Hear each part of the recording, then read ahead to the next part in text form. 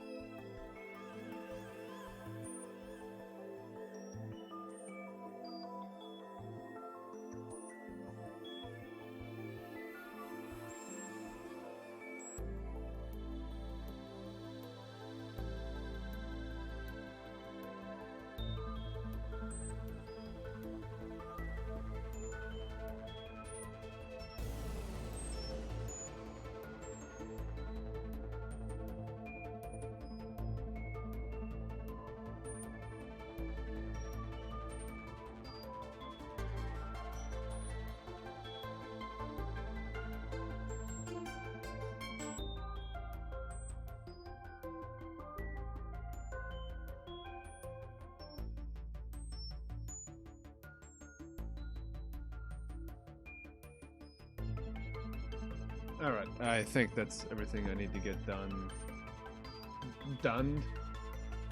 How's everyone doing tonight, Kaito? Welcome, sit there. I hope your battery lasts a while, but we'll see what happens. And anyone else that's here. It's time for more. The Great Ace Attorney. I only just booted the game up for the second time because I forgot to do a certain thing. By that I mean plug in the controller I use. Because if I plug in the controller I use, which is a DualSense, and then I haven't prepped beforehand, it'll switch the audio. And that causes problems.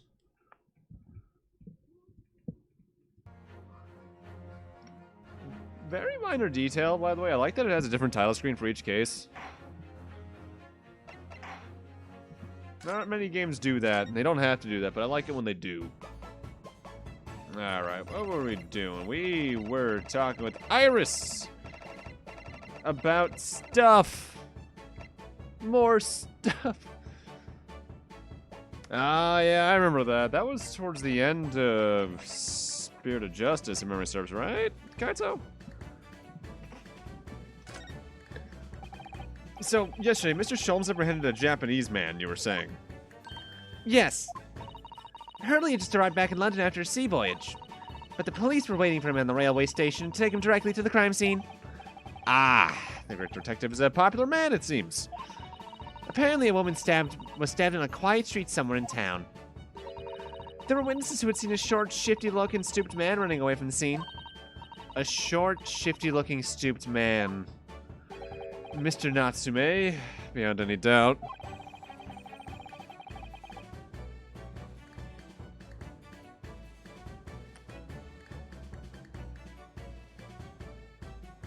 I miss headphone jacks so much on phones. Like, I like my phone a lot. Don't get me wrong. I miss headphone jacks. Just give me the back. Soseki-san said that he didn't see anybody else on the street at all. But it seems there were witnesses after all. Hurley used his great deductive power to determine the man's address. It was a lodging room very nearby. He went directly there with the police, and what did they find? A short, shifty-looking, stooped man, shivering in fear. Ugh. Mr. Sholmes' great deduction certainly hit the mark that time. Of course it did. He's a great detective. Still, that means the incident occurred only 2 days ago. Surely tomorrow is too soon for the trial, isn't it? Definitely. We have no time to investigate properly. Hurley says that London's rife with crime. Oh. Scotland Yard's doing its best, but they can't stay on top of it, apparently. Oh dear. I hadn't realized the situation was so dire. That's why they can't afford to spend too much time investigating cases and trying the criminals in court. Staff and money are both short. Crimes usually pinned on the first suspicious person. That's terrible. I suppose it's the harsh reality of the workings of the world's greatest justice system. I suppose it is, but in that case, I don't hold out much hope for Soseki-san.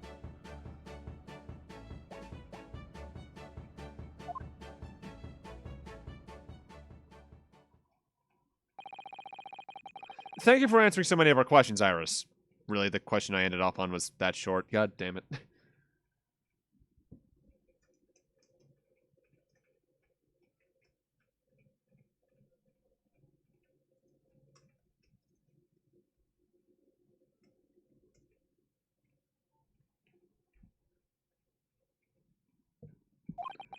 This has been very informative. Oh, you're most welcome. I've had so much fun. Do you happen to know where Mr. Sholmes is at the moment? As you guessed, we'd like to ask him some questions about this case as well. Well, I expect Hurley's still investigating the scene. Of the case involving Mr. Natsume, you mean? Yes, Mr. Natsume? Hurley said he was going to the man's lodgings. If you leave now, you'll probably catch him there. Iris, do you know where those lodgings are? Well, I imagine the police are still investigating the scene of the crime themselves, aren't they? Did you happen to come across a detective by the name of Gregson when you were there? Yeah, we know Inspector Gregson. Ah, goody. In that case, give Gregsy this for me, would you? If you do that, I'm sure he'll tell you what you need to know. What is this? A 5-shilling piece in a postcard, it seems. Yeah, you're barely late. Here's the thing. I'm late. I started a few minutes late, because I had to take care of something in the house really quick, to be frank. It reads, tell the gentleman in black whatever he wants to know. I trust that won't be a problem. Gosh, this will make the inspector help us, will it?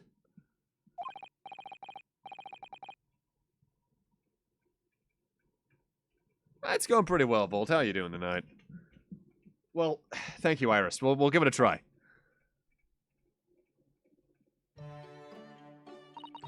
Good luck, then. I'm going to return to my writing my manuscript to the Speckled Band. And I'll be making more special blends of tea, so come back again soon. We'd be delighted. Thank you so much, Iris.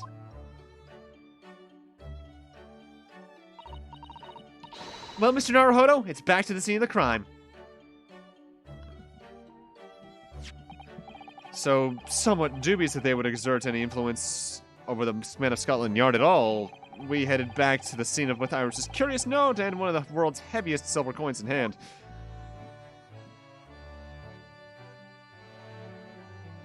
Yeah, wow, I was not even 10 minutes away from a better save point the end of last time.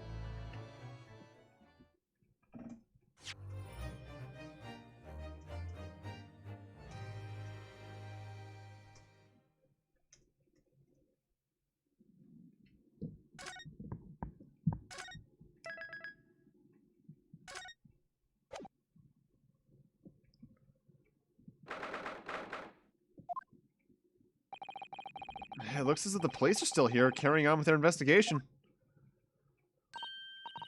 Perfect. So let's find Inspector Gregson as quickly as possible. Yeah, and let's see if he'll take a break from his chips to look at that silver tip Iris gave us for him.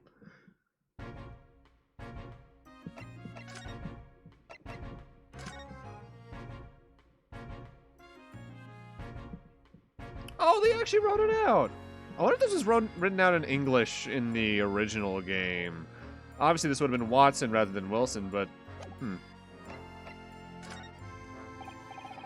Inspector Gregson, do you have a moment? No, I'm sorry to say I don't. I'm a very busy man. Much too busy to talk to a pair of foreign gadabouts, that's for sure. We have these for you. A present from Miss Iris Wilson. What? For me? From her ladyship? Her ladyship. Give that here at once. Come on, hand it over. That's for me. Don't wait for me to give it to you, will you? What was that coin exactly? It's a silver crown, obviously. But it's a lot more than that. It's an appearance fee. That's what it is. An appearance fee? Oh, I see. You mean... That's right. For the adventures of Herlock Sholmes. Her ladyship always offers me a little financial reward for featuring me every time. Yes, of course. I know all about your exploits, Inspector. I read them avidly. Of course. Her using my name without my say-so does make me the butt of a lot of unpleasant jokes, but still. I am sorry, Inspector. That must be difficult for you. Never you mind that. So, what'd you want to know then? Sorry? Tell the gentleman in black whatever he wants to know. I trust that won't be a problem, it says. Well, obviously it's not a problem. Go on, fire away. What'd you want to know? Well, if you wouldn't mind, Inspector, we'd very much like to know the address of Mr. Natsume's lodgings. Ah, little knife-wielding, mustached Japanese fella. He lives in a right old hovel. It's right over there. Look. On the first floor of that house in the corner where that wreck of a bicycle's propped up.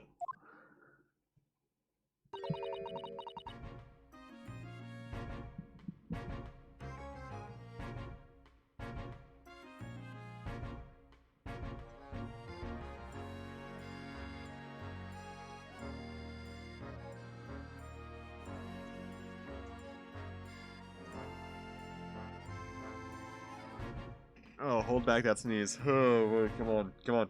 Release. I feel you coming, sneeze. Do it now before you interrupt whatever the fuck I'm saying. Come on, do it! Take the shot! God damn it. I hate that feeling.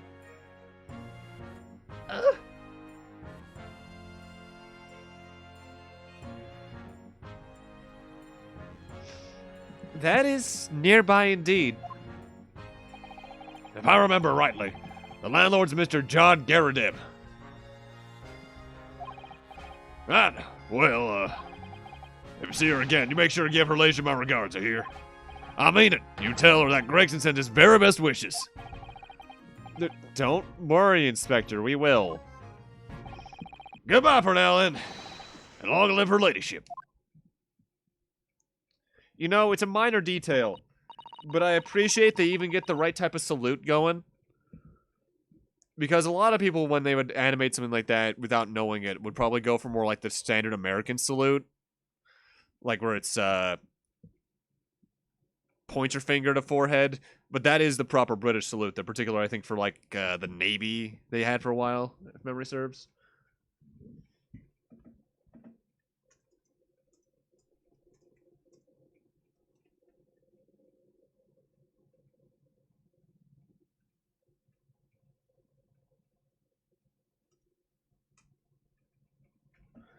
Well, at least he told us what he wanted to know before he left. Yeah. So then, shall we go and see what we can find in Mr. Natsume's lodgings?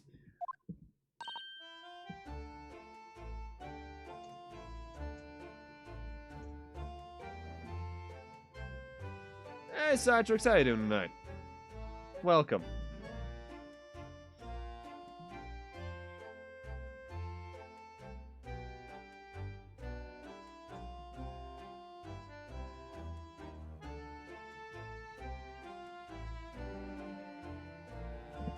Definitely.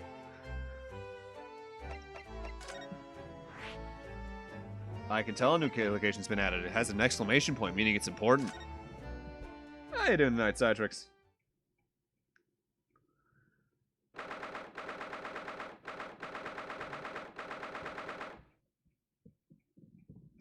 What the fuck is that picture? Is that the old McDonald's moon guy? Huh?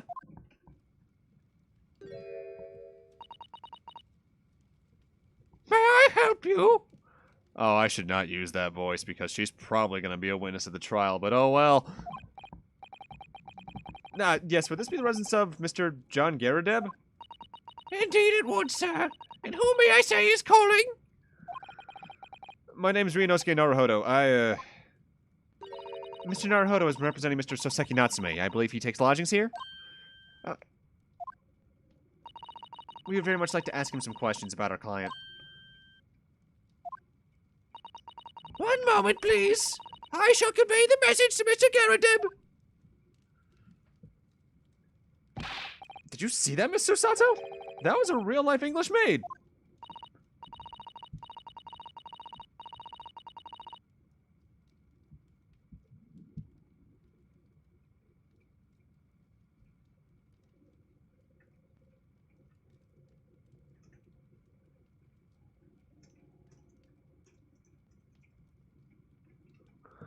I know, as I understand it, anyone of standing in English society employs a number of household staff. But that was the first time I've ever seen one in the flesh. Oh, this day keeps getting better. It certainly feels like we've really arrived now, doesn't it? We need only to meet a butler and the experience will be complete. Well, I'm not sure if I'd go that far, but I understand the sentiment. Thank you for waiting. Mr. Garadeb will see you now. This way. Oh my god, he's the Moon Man. What was the name? What was the name for that ad campaign? Was it like Mac at Night or something?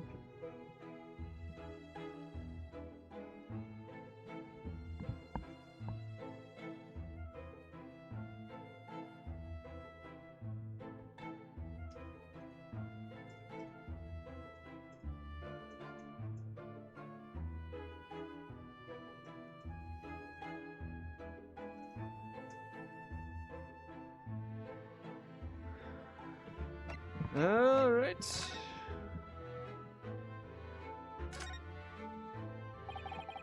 Good day to you. John Garadeb, at your service. Pleased to meet you, sir. This is Ryunosuke Naruhodo. He's a defense lawyer. Do excuse me not getting up. Took a shot to the knee a few years back in the Battle of Maiwand, don't you know?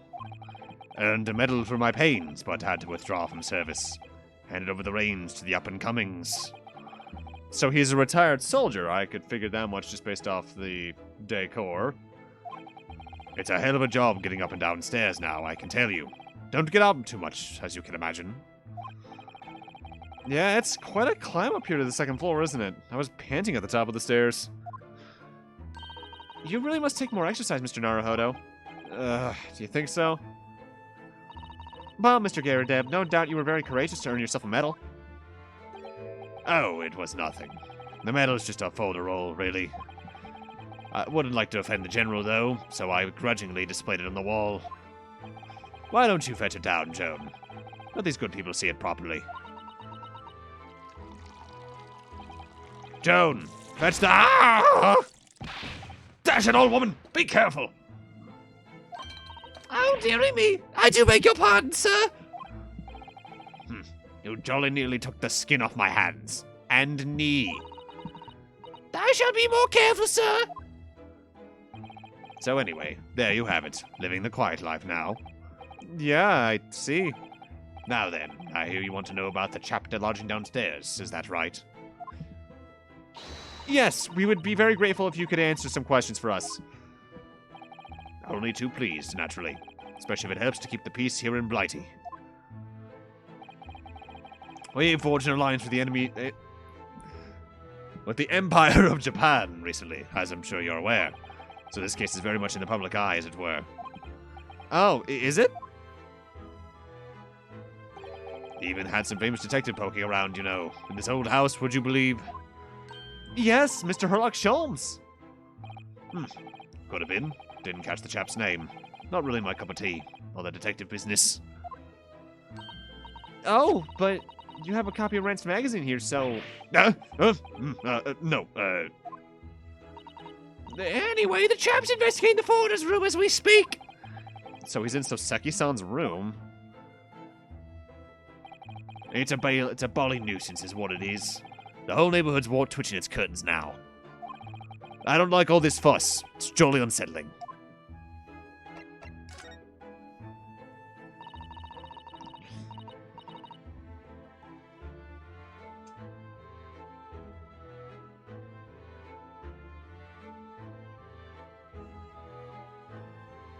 So Seki was a real person. Is John a real person?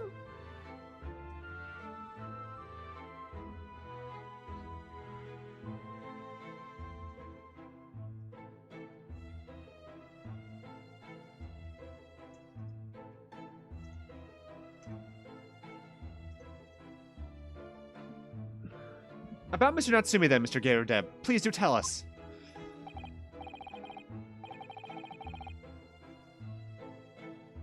Ah, yes, the Japanese chap. Only been lodging here for about a week.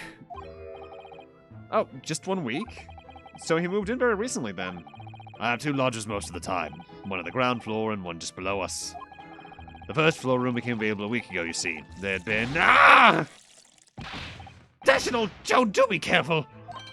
Oh my goodness! I'm terribly sorry, sir! Oh!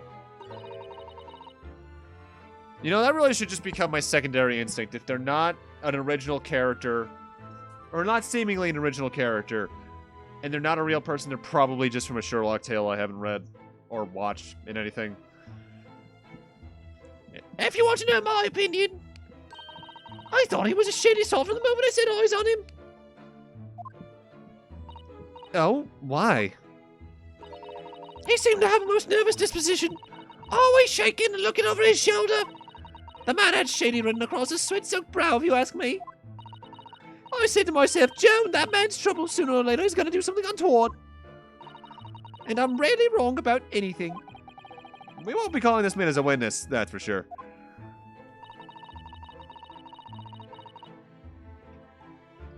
Was there anything else that struck you suspicious about the man at all? Yes, indeed there was.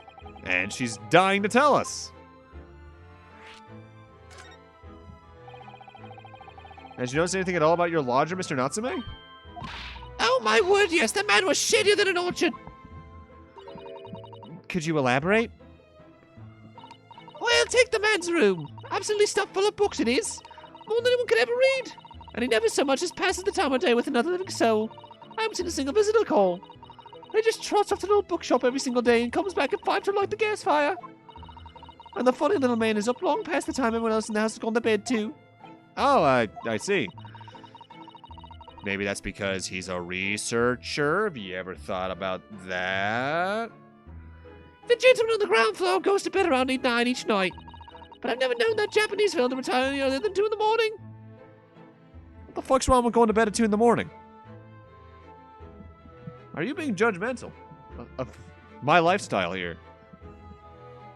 I take personal offense. Ah.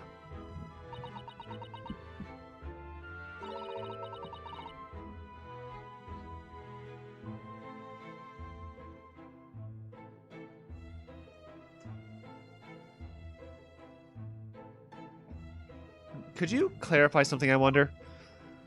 What, pray? How do you know so much about Mr. Natsume's routine? Oh! I'd understood that neither of the lodgers live on this floor of the house. Is that correct? That's right, yes. They're both below us, on the first floor and street level. Then, how is it you know so much about the lives of your lodgers? The precise times that they come back in the evening, for example. Even the times they go to bed.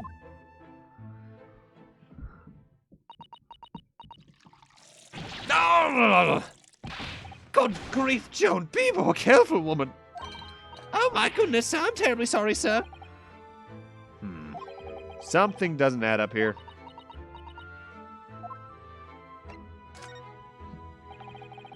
It seems that the incident took place around 5 in the evening. Did you happen to look out of the window at around that time? The window. Yeah, we noticed that the window over there looks out over Briar Road. The incident that took place on the pavement just on the far side of the street. Was there anyone suspicious loitering nearby? 5 o'clock is dinner time in the Garudeb household. So I'm afraid I don't remember seeing anything. How about you, Joan? No, sir. It would have been dusk outside already at that hour. And with the fog as well, I should think it would have been quite impossible to see the other side of the road. Oh, I see. Do you notice anything else out of the ordinary then? Such as... Anything at all, even if it seems unrelated. Well, yeah? Was there something then? Well, it's nothing particularly significant, but around that sort of time in here, there. Ah!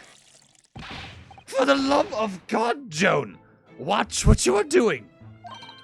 Oh, dearie me, what have I done? I'm awfully sorry, sir. Do be more careful, woman. Of course, sir. If I may, Mr. Naruhodo. Oh, yeah? I have an exceedingly good memory, as far as I remember. Nothing of any significance took place here that hour. Nothing at all. Oh, really? Mr. Garradeb? The way you were talking before, it sounded rather like there might have been. Oh, well, as I was saying, it was just a trifling matter, really. Nothing of... Arrgh! Joan! Dash it all! What is the matter with you, woman? You're hiding something. He's not. She is. Begging your pardon, sir. Nothing happened. Yes. Quite. I think he's already got third degrees at this point. Nothing happened. We sat down to a quiet, uneventful meal. Joan? That's right, Mr. Garradeb. What is the matter with these two?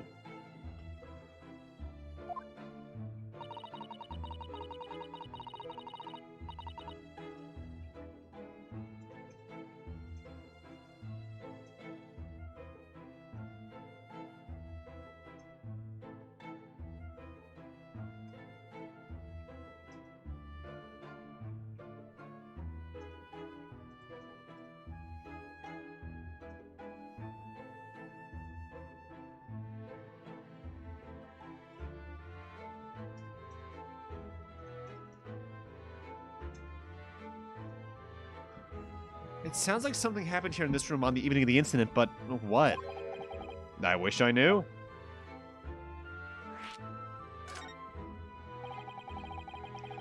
Could you tell us which floor Mr. Natsume's room is on?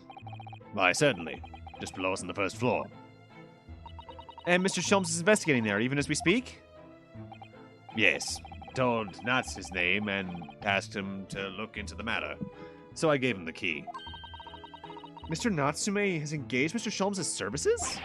That's a blatant lie. Would it be alright if we also had a look around? In Mr. Natsume's room, I mean? Don't see why not. It's just down one flight of stairs. Who knows if we'll find anything that could help us with the case, but we'll have to try. We need all the clues we can lay our hands on, shall we? Yes, and while we're there, we can speak to Mr. Sholmes again. Perhaps he'll be able to tell us more.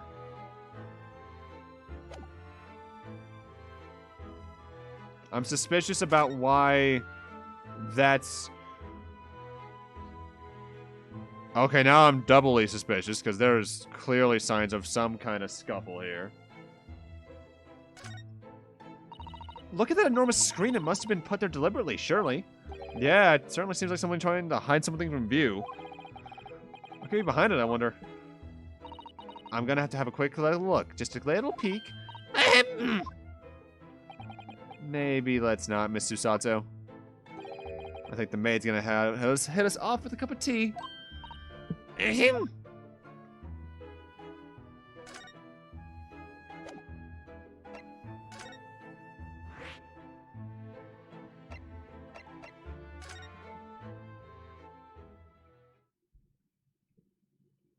Kitty!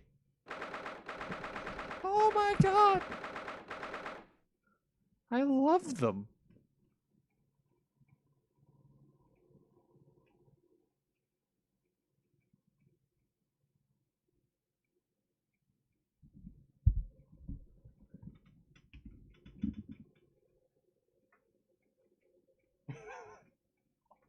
God. Oh, I love getting these kind of memes from people.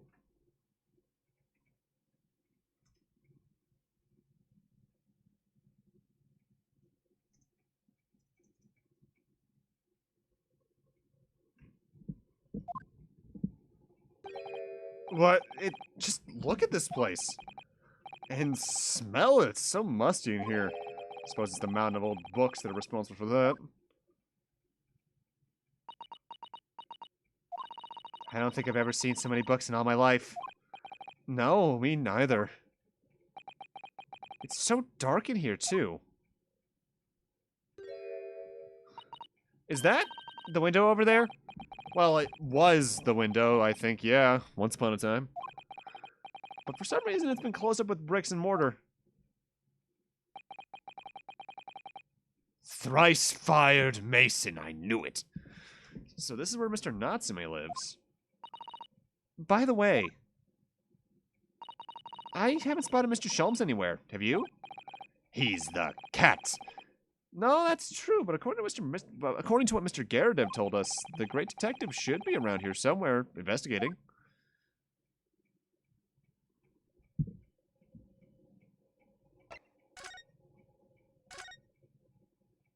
He's gonna pop out from this, I can just feel it.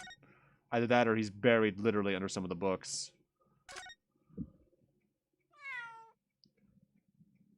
Ah! Technology's brought us so far. No, come back! Oh my, what an adorable little cat. Perhaps he's looking after all the books while his master's away. I don't know about that. He disappeared into that pile of books as quick as a flash. It was a tricolor Mike, wasn't it? Do they even have that sort of cat here in Great Britain? Perhaps Mr. Natsume brought the little creature with him from Japan? That's made me feel homesick now. Already? We've only just been in the country for 2 days. That cat disappeared. There's a fucking tunnel over there of some sort, I can now tell for a fact. That does seems to be wedged into a crevasse between the mountain of books on either side.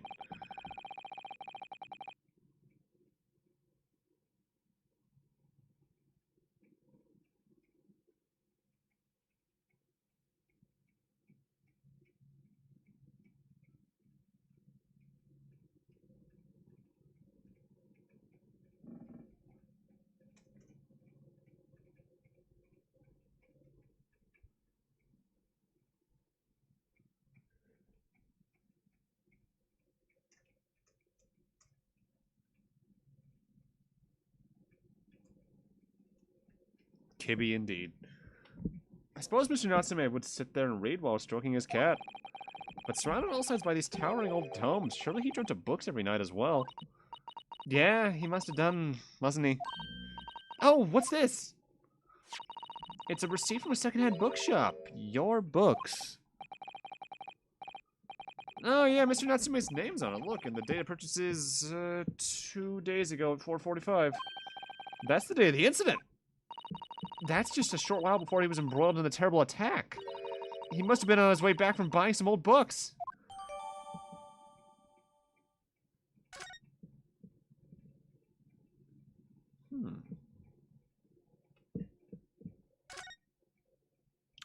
Well, I was half right. Damn, that's a fucking power pose. Ah, look, Mr. Naruhodo.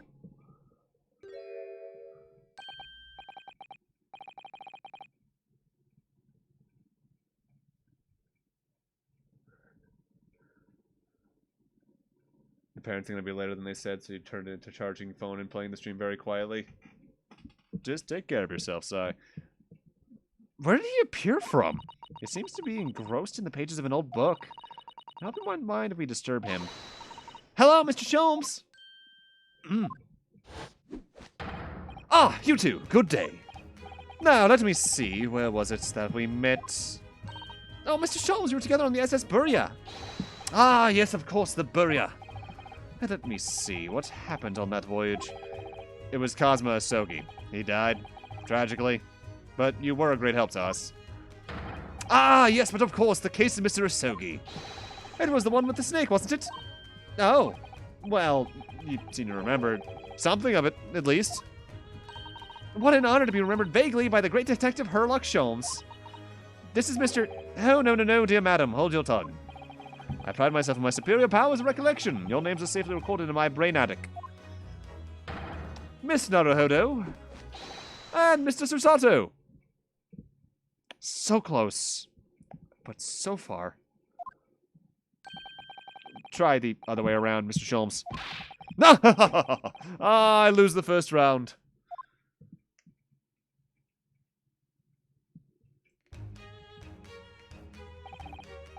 In truth, I had hoped to invite you both to my Baker Street the other day. The day we arrived in London. but some Scotland Yarders ambushed me at the railway station and whisked me away to a crime scene. It was an entirely trivial case, of course. I solved the matter in no more than 30 minutes. So they apprehended Soseki-san in that short of an amount of time?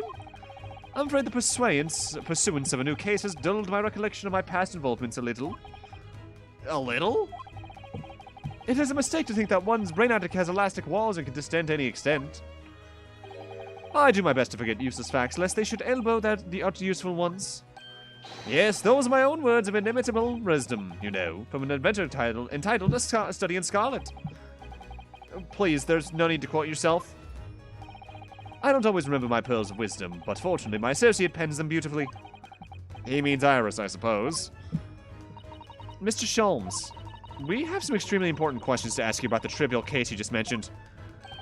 Goodness, what an earnest expression. My dear madam, I should only be too pleased. And this murky room is an apt place to discuss the murky case.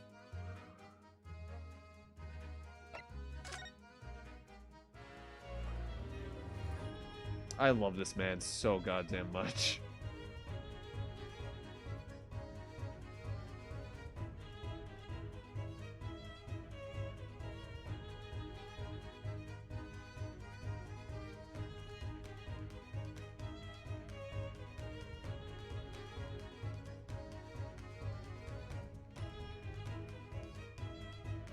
Yeah, like, bring up a Sogi like that. Fucking Cosmo, right? That's mean. We know this to be the lodgings of a Japanese foreign student by the name of Soseki Natsume. It seems that you assisted in his arrest, Mr. Sholmes, for the stabbing of a young woman outside here on Briar Road. Natsume. Yes, I believe it was a name rather along those lines. But Mr. Natsume denies it. Was it really justifiable to arrest him on so little?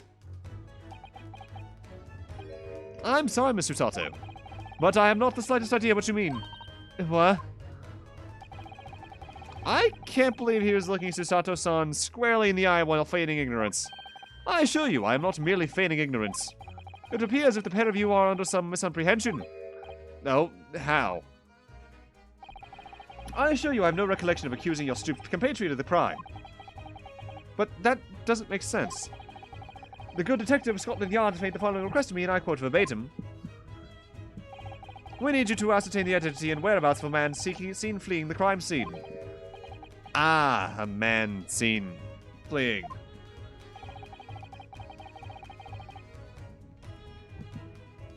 What?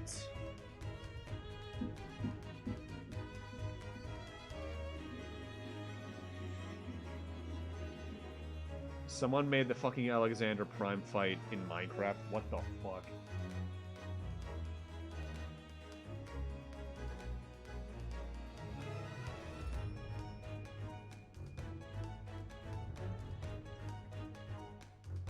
That's fucking insane. There were a number of books scattered on the pavement of the scene. From the book plates, I was able to quickly determine the bookshop from which they had been purchased. On speaking with the proprietor, I was immediately led to this address. Elementary, wouldn't you say? I believe there's a receipt around here somewhere from the establishment in question. So you don't think Mr. Natsume is the culprit, then? That I cannot tell you. But it was aggravating my faculties. Hence why I returned here. However, this place is such a trove of fascinating books, I found myself quite lost in bibliophily. Do not be deceived into believing that I'm a man of leisure. No, no, no, no. Oh, dear.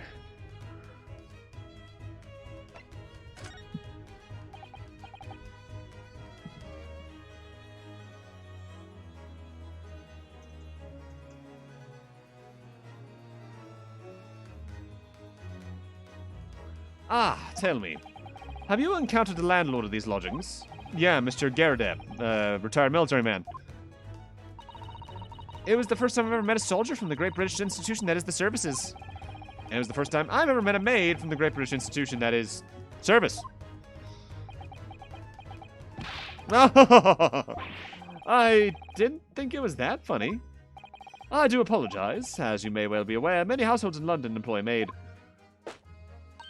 Yes, I read as much in my Great Britain primer. And so conversely, whether or not a household employs a maid has come to betoken the social standing of the dwellings they're in. betoken their social standing. Sorry? Put simply, my dear fellow, those who employ at least a single maid are considered middle class. Those who do not are beneath that. In the upper echelons of society, of course, households employ enough staff to constitute a large family. Goodness, how extraordinary. As you can appreciate, for those on the precarious boundary between the middle and lower classes, being able to afford just one maid is of the first importance. I had no idea. And it is precisely that reason that I find great stimulation in the situation upstairs, specifically in the retired army veteran Mr. John Gerardem. No? Affable as he is, the fellow is hiding something. Whether or not it imposes on the circumstances of this case, I am as yet unable to ascertain. I'm thoroughly lost on what he means to say.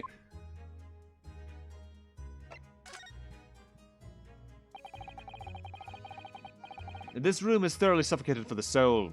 Suffocating for the soul, my dear fellow. I assure you, any man whose lot is to dwell in a place such as this will stab somebody sooner or later. Mr. Natsume has stabbed no one. Ah, but sooner or later, as I said. I don't believe that's the issue here. About this dark little room, Mr. Sholmes. Why is there no longer a window? Do you have any ideas?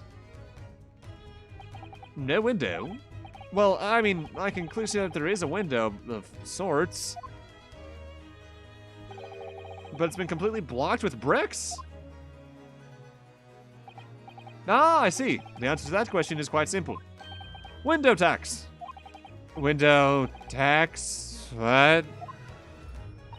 Surely not a tax on windows. Precisely that. Oh my goodness. Until relatively recently, a tax was levied on households in this country by the number of their windows. Those of lesser means, having inherited a sizable and costly family home perhaps, rapidly closed windows up. While the rich opened windows here, there, and everywhere, in an effort to curry favor with those in power by furnishing them with a large sum of tax money. How awful and unjust, forcing people to live in rooms devoid of light. Indeed, disease was rife as a result. For some 40 years ago, or thereabouts, the window tax was abolished. But its legacy remains, as you can see. Its squalid lodgings, such as these, for example. I suppose Mr. Natsume's stipend for living here in London isn't very generous, perhaps. It would appear so. I've done a little digging, and discovered that these lodgings were offered at an extraordinarily low price. Because the room is so awful, I should think. Apparently, Mr. Natsume only moved in here about a week ago. Yes, that's correct. However, I don't believe the low rent is explained by the shabby nature of the accommodation. Oh? Still, that is of little relevance here. A matter not worthy of further attention. Are you sure? I'm curious now.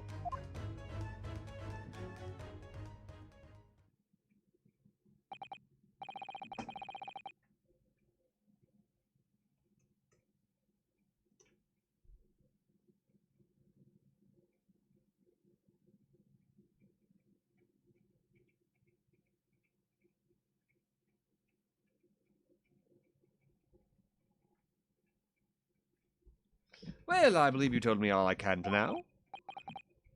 Thank you, Mr. Sholmes. Ah, yes, Mr. Naruhodo. Was it not your intention to become a practitioner of law? You remembered that, did you? Will you perhaps be offering your services in this very matter, I wonder? To the occupant of this room, Mr. Natsume, was it? I'm not sure. Not sure? On what grounds? Well, I actually defended someone in court here only yesterday. Really? Well then, I congratulate you, sir, on an ambition realized, and so promptly, too. The thing is, it's really made me question things. Am I right to believe in my clients? To trust in their innocence? Somewhere, 100-some-odd years in the future, Phoenix just went, "What?" Yes, trust. Mr. Sholmes, Mr. Natsume didn't do it, did he?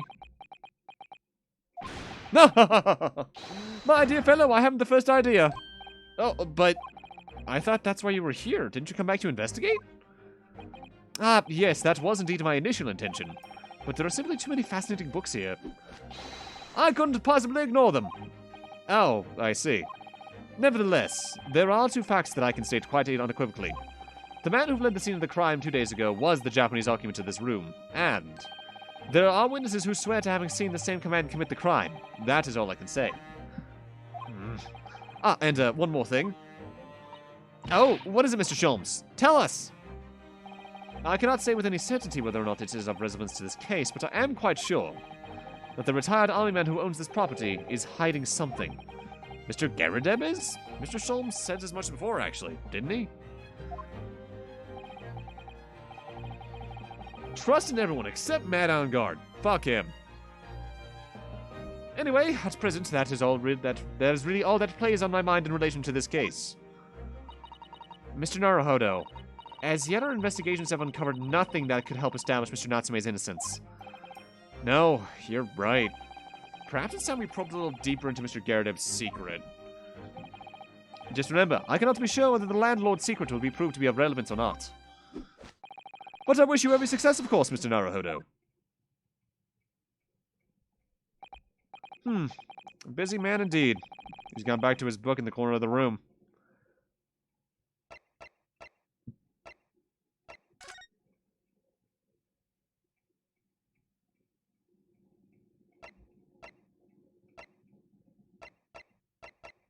Guess we're going to the Garrideb's room based off Susato's comment.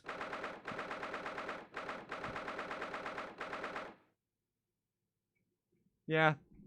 Fuck Matt. Ah, you pair again.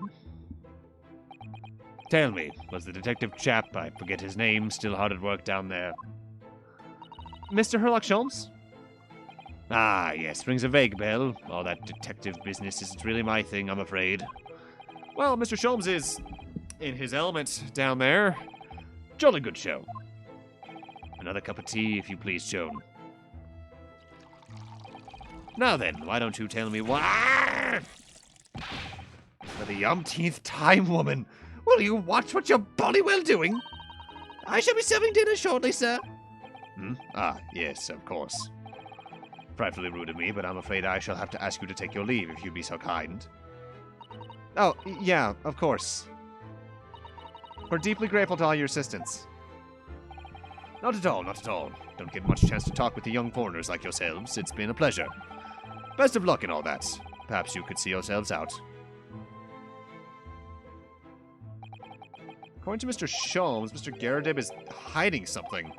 Since no other avenues of investigation seem open to us at the moment, perhaps we should do some digging?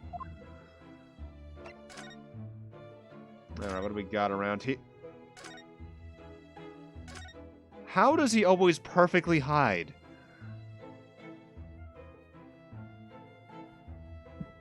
You're like a jump scare waiting to happen. I'm waiting for the time where I pan left or right, and it's a larger pan, and the screen is just a close-up of his face, like mere inches away from my own. What's he doing over there? Mr. Sholmes? Aha, we meet again, my dear fellows. Good gracious, when did you sneak in here? Herlock Sholmes, sir, at your service. Whatever are you doing by the window? I'm given to watching the evening sky as the sun sets, madam. Yet sadly cheerful as the room downstairs undoubtedly is, it lacks an aperture for such observation. So I took the liberty of borrowing a small corner of space over by the window up here. Well, keeping an eye on one's windows at dusk is the prudent thing to do in London, I'm gathering. And one other thing, Mr. Naruhodo. Me? I thought perhaps you might be in need of a certain great detective's great mind. Wait, he's not talking about... Is he? I didn't expect to be going through that again so soon.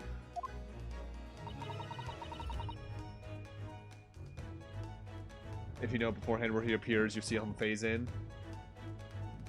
He's just that powerful, but you need to be a psychic to know.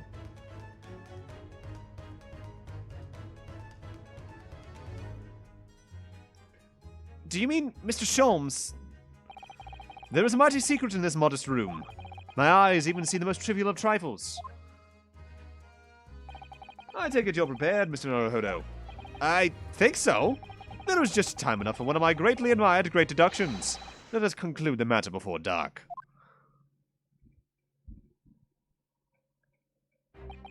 Mr. Geradeb, though it would seem you are a military man of considerably distinguished service, your standing as a landlord is most certainly not what one might call first-rate. I'm afraid, sir, that it is all too clear to me. There are two conclusions I have been able to draw by careful observation of your living arrangements. I beg your pardon. The first is that even as we speak, you are concealing the presence of a ferocious beast in your care. Probably the cat. And the second is that as a result of the beast's violent rampage, you've lost something very dear to you. Mr. Naruhodo, look! The old man's broken out in a cold sweat. Unbelievably, it seems Mr. Shulm's conclusions are both spot on. How could you possibly? How could I possibly know, you mean to inquire? The answer couldn't be simpler, sir. For in the dense jungle of logic and reasoning, I am the king of beasts. Duh! And I know only too well that wild beasts are not easily tamed. So, shall we begin? Once again, Herlock Sholmes is proud to present Logic and Reasoning Spectacular. The game is afoot.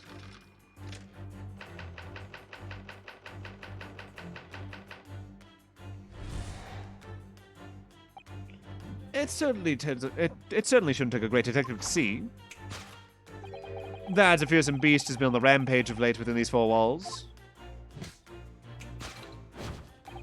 Thus, we are faced with the question, what form might this beast take? Man, that is the most telltale glance I've ever seen. Ah, for a man with a military breeding, your eyes are uncommonly candid. Aye. Your furtive glance, Mr. Geradeb, leads us directly to the answer. The true nature of the beast that has run rampant here is revealed by that lion statue. Yes, though an army man, you appear unimposing at best. A fact that has fueled your admiration for the mighty lion, the king of beasts. What is this piffle, I ask you? In the end, your admiration became so great, in fact, that you had a living, breathing specimen shipped from India, which you tried to keep in this very house. What? Yet living with such a wild beast proved much more difficult than you had imagined. The chilling traces of a wild rampage are still very much in evidence. Well? Yet as we look around, the beast in question fails to present itself. Where could this angry creature have disappeared to? Madam. Me? I pray you do not consider me unchivalrous, but it is plain with me with one glance in your direction. It is. Your dress pocket gives us a handsome clue as to where the beast's current whereabouts are. For protruding from it is a handbill advertising a circus show. Ah! Yes, you sought to dispose of this terrifying lion, Mr. Geradeb. At Batty's Circus. A traveling show currently sojourning in a nearby park. I have observed the tents. You sold the savage lion, sir, to the circus troupe. I most certainly did not. I believe I have made my point. The fearsome beast which ran amok from this room was an Indian lion. And a simple visit to the circus now will reveal the lion prancing jubilantly through a ring of fire.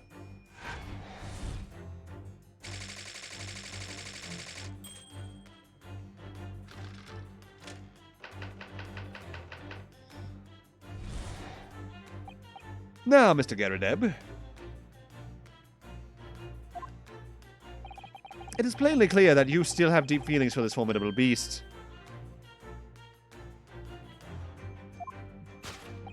Indeed, in that blithe pose, the distress this loss has caused you is veritably tangible.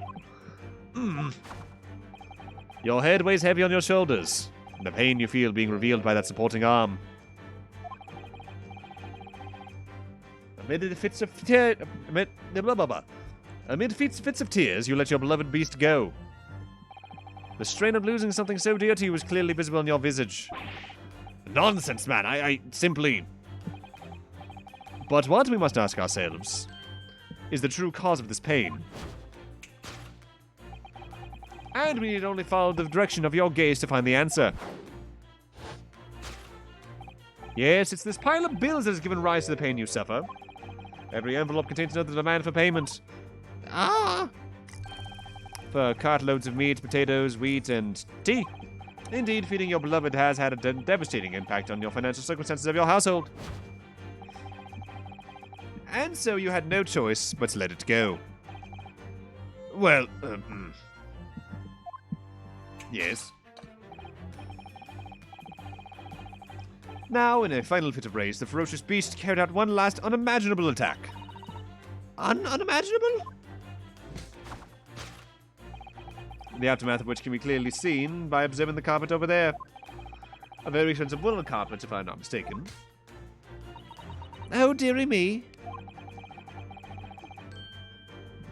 What could have caused such a destructive outburst? Ah! This time, madam, I'm afraid it is you who has inadvertently revealed the truth to me. Your wandering eye has settled upon the answer very clearly and neatly indeed. Yes, to explain the dire state of the carpet, we need only look for the Tower of Cakes. You mean not the candelabra missing a candle? Ah! There is no creature more dangerous on this earth than a beast with an unsatiated appetite. Was it, or was it not, once said by a certain noblewoman, if they have no bread, then let them eat cake? Food is at the heart of all tragedy, in fact. Whatever do you mean? Having tired of the taste of cake, the beast began to stalk its next prey. I'm sure I need not spell out the nature of this final act of destruction carried out by the beast. There is only one logical conclusion. Worked into a frenzy by hunger, the lion attacked and ate the carpet. The teeth marks in the carpet are a perfect match to those of a lion I once saw in India.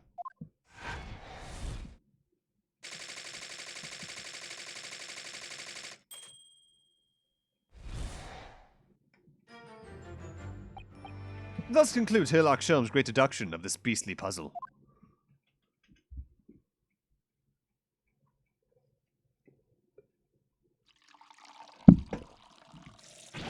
No! What is the matter with you, Joan? You're pouring scalding hot tea all over me.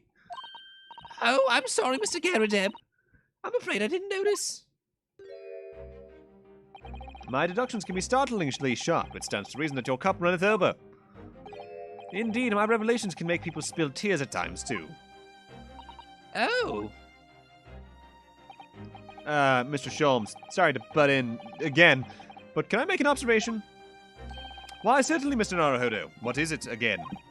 Well, your deductions just now. Do you really think a lion could have fit inside a room this size? Indeed, it is the only explanation for the facts. The terrifying truth all too often lies beyond the realms of common sense. But wouldn't it be an idea to consider what lies inside the realms of common sense as well? But if an uncaged lion had run amok in this very room, surely Mr. Garrideb and his maid would have been hurt, or worse. Ah, that's where you were stuck. No doubt the former military man held his own against the beast using that large cannon. I thought you said they sold the lion to the circus. And what about the food? Meat and potatoes are one thing. But I don't believe I've ever heard of a lion that drinks tea. Ah, my dear Mr. Sato, it occurs to me with some regularity that irrespective of race and breeding, whenever anyone lands on Great British soil, they are infused with a highly appropriate taste for the afternoon tea. Oh, what a glorious notion. Well then, Mr. Naruhodo, it's your turn to shine again. I had a feeling that was coming. A slight massage, and now Mr. Sholmes' deductions need. That's all Mr. Sholmes' deductions need. You can do it. Excellent. I've been waiting for my trusty partner in deduction to step forward, Mr. Naruhodo. We don't even know yet whether or not this is going to help with Mr. Natsume's case. Still, uncovering the truth is always worthwhile, whatever the motivation. At least that's what I want to believe. Let us start again. From the beginning. Of Sherlock Sholmes, logic and reasoning spectacular.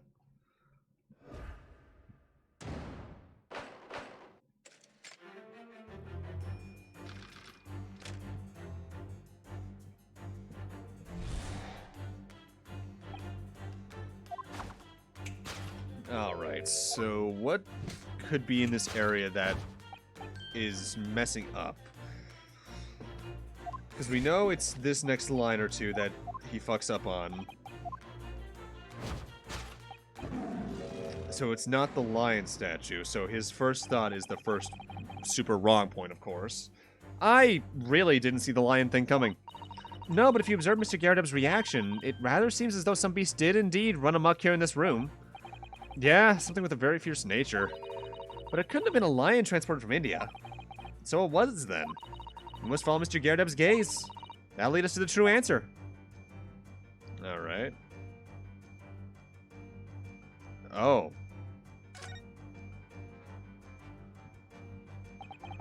What's this photograph? It appears to be from Mr. Gyarados' wedding. He looks very happy, doesn't he? He does, but you can't make out his bride. No? How unfortunate. Something must have struck the glass directly over the woman's face. Wonder what happened. Probably best not to delve too deeply there.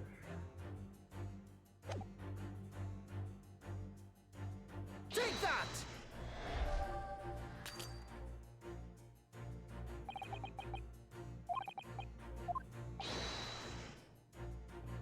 I needed to examine that more deeply, I can already tell.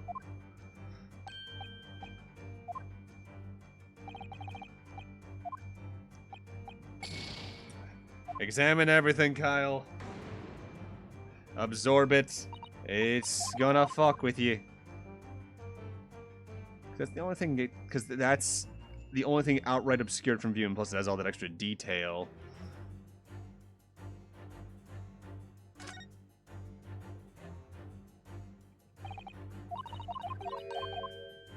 Oh, I didn't actually look at the fucking pieces of it. Damn it!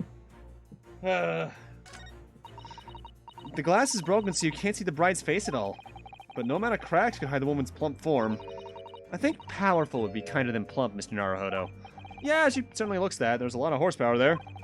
Not someone you want to upset, that's for sure.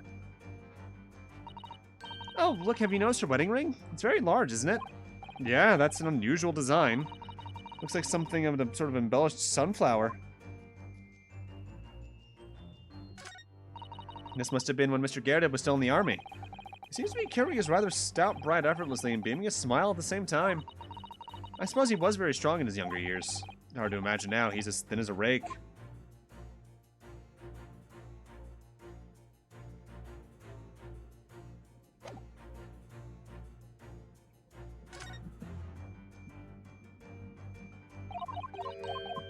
Is there a third thing I can investigate before I go any further on this? Wait, that's right, I can present from this menu. Take that!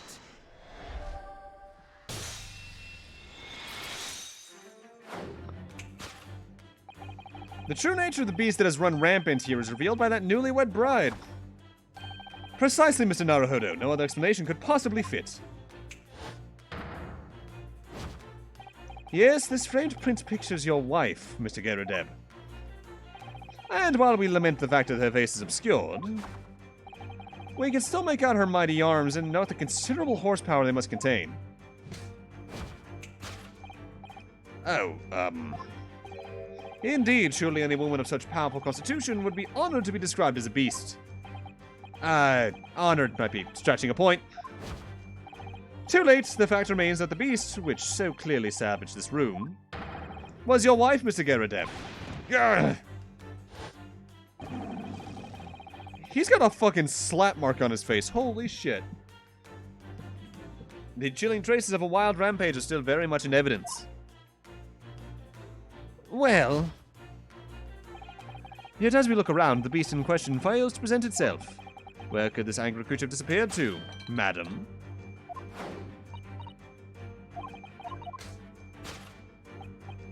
So the hints... Oh wait, she's his wife. The poor, fragile, defenseless woman is beside herself. Well... I don't know about fragile. Oh dear. Anyway, Mr. Sholmes is quite right. There's no sign of a Mrs. Gyarados anywhere. But it seems there may be a clue to her whereabouts. A clue that this maid's trying to hide. I wonder what Mr. Gyarados' wife could be.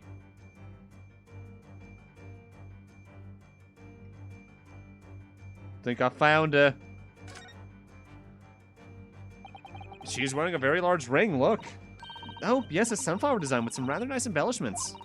And it's on the ring finger of her left hand, which means it's surely a wedding ring. Looks like it's there for life, too. I can't imagine it would slide off a finger of that size. That's something to think, Mr. Naruhodo, not to say. Do you know Mr. Gyarados' wife in the photograph had a ring very much like this one? It was a large sunflower design as well. Really? You have a great memory for these things. It's been 3 minutes. Come on. Ryunosuke. Large sunflower wedding ring. It's quite a coincidence they have the same ring, isn't it? Take that!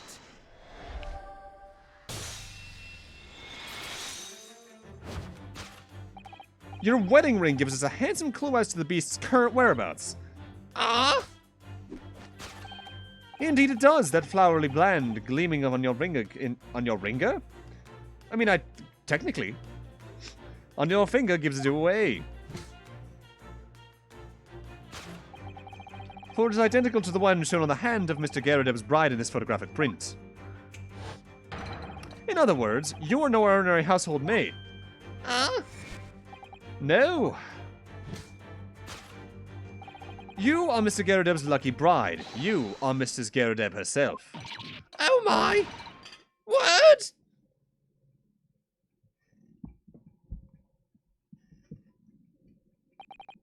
Well, jolly fine detecting, sir.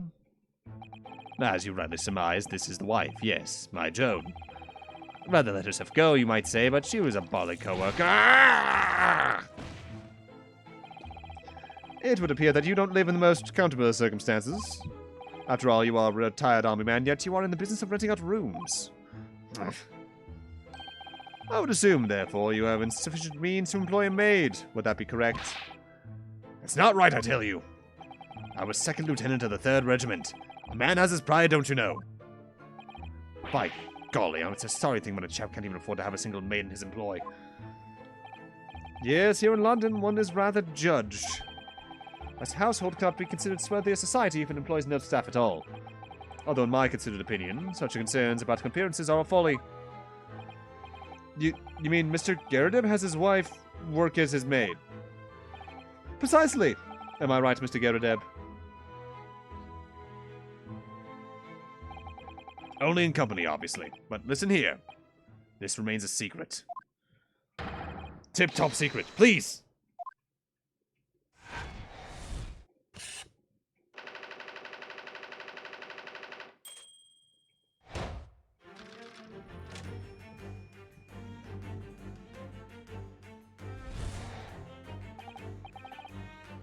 Now, Mr. Gyarados, it is plainly clear you still have deep feelings for this formidable beast.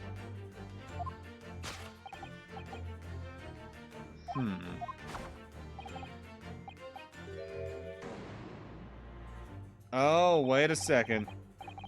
Mr. Sholmes is quite something. He's still calling Mr. Gyarados' wife a beast. Yeah, as a woman, that feels rather uncomfortable. But Mrs. Gyarados is standing right beside her husband as we speak. In other words, he hasn't lost his beloved at all, has he? Oh, how true. So perhaps that sporting arm seems to be propping up his head. Has some other significance then? According to Mr. Sholmes, Mr. Gyarados' pain is tangible, though. What could that pose of his really signify? The thing I noticed? Oh my, look at that bright red mark. Gosh, that's quite something and clearly made by someone's hand. Yeah, Mr. Gyarados has been slapped on the face, it seems. Hard. I've never seen such a clearly defined mark. Whoever could have done such a thing? Well, there's a very limited number of candidates, I'd say. Take that! I need to look not poor, so I have my wife pretend to be a maid. Don't tell anyone. I don't want to think about how hard that would go.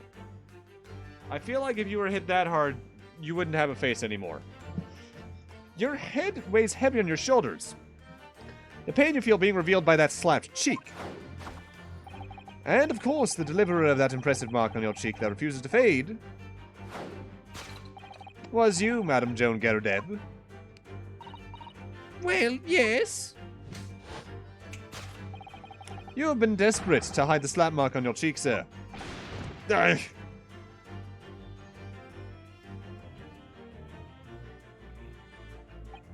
How the blazes did you work that out, man? Nothing escapes notice of one trained in the art of observation, my dear fellow. That's why you haven't looked directly at us even once. To keep your other side from view. Well, Now, let's proceed to the next conundrum. Why were you subjected to such a violent slap? In other words, we must ask ourselves what's caused Madame Gerardev to fly into a rage. And we need only follow the direction of your gaze to find the answer. So it's not the bills. Didn't Mr. Sholmes say the bills were all for lion fodder? Yeah, but now we've established that the lion never existed. Which can only mean that the thing responsible for gobbling up all that food was Mr. Gerardev's wife. Mr. Naruhodo, she's a person, not a thing. Yeah, well, she's also a person who gave her husband a mighty slap around the face. Once so hard it left a perfect hand mark, in fact. Yes, why would a woman want to hit her husband with such force, I wonder? I'd love to know the answer to that question.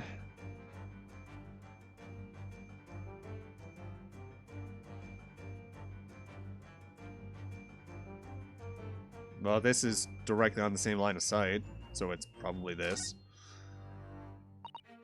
Ah, someone must be reading this book at the moment. There's a bookmark here, look. Mr. Gerardev was clearly an avid reader. Oh, wait a minute. I don't think this is a bookmark. Oh, no, it is. So it isn't. It's a note written in a woman's hand. Oh, James, I love you. Yours, Mary. And look at next to the signature there. Lip marks made with lipstick. Oh, what a passionate and romantic gesture. Don't get any ideas, Susato-san. Oh dear, I'm sorry. So this bookmark is actually a love note then.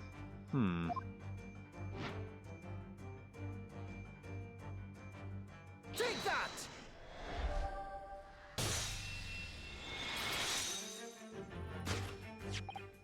Yes, it is this love note that has given rise to the pain you suffer. Oh, James, I love you. Yours, Mary. Passionate indeed. Perhaps the sender of this note, a certain Miss Mary, is the fly in the ointment here. Arr! But I don't know the Bolly woman. You don't know her? That note wasn't written to me. It was just in the book. I don't know how it got there. It was just in there, you say? That's right, that's what I would say. A likely story. Now listen here, Joan, old thing. I explained at the time. I bought the book at that second-hand place, and that note must have already been in there. So the previous owner of the book was using the note as a bookmark, you mean? That's right, that's what I've been saying! A likely story. For heaven's sake, woman, look at the name. It's written to James. My name, in case you had forgotten, is John. A likely story. Are you questioning my name now? And there we have it. Arouse the suspicions of the female heart, and you unleash a beast with the most ferocious bite.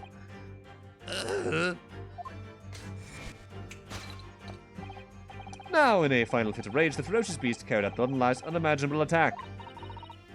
Unimaginable?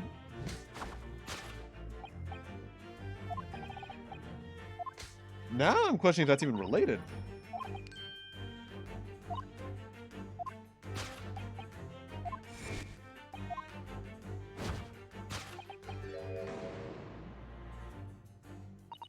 But surely Mr. Gerardev didn't eat the carpet.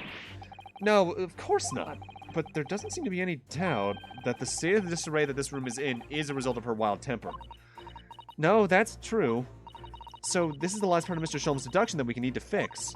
We need to only follow Mrs. Gerardev's gaze, and now it'll tell us the real truth. All right, let's see what we can see. Yeah. The thing I noticed. This looks like a very old candlestick, doesn't it? The base looks too small. Surely it's very unstable. Looks to me like even the slightest knock would make it topple over. Oh dear, that would be dangerous. Wait, take a closer look at this. There's one candle missing. Yeah, I didn't notice that before. Why is that, I wonder? Why is one candle of the three missing from its holder? And why is the other one over here? Carpet has been ripped to shreds. Yes, and according to Mr. Shulman's deduction, the tears match those made by an Indian lion's teeth exactly. Oh, look here. What is it? If you look closely at the edge, you can see scorch marks. Oh, yeah, so you can. In that case, perhaps the carpet wasn't eaten in the normal sense at all. Let's rethink that with that in mind. Take that!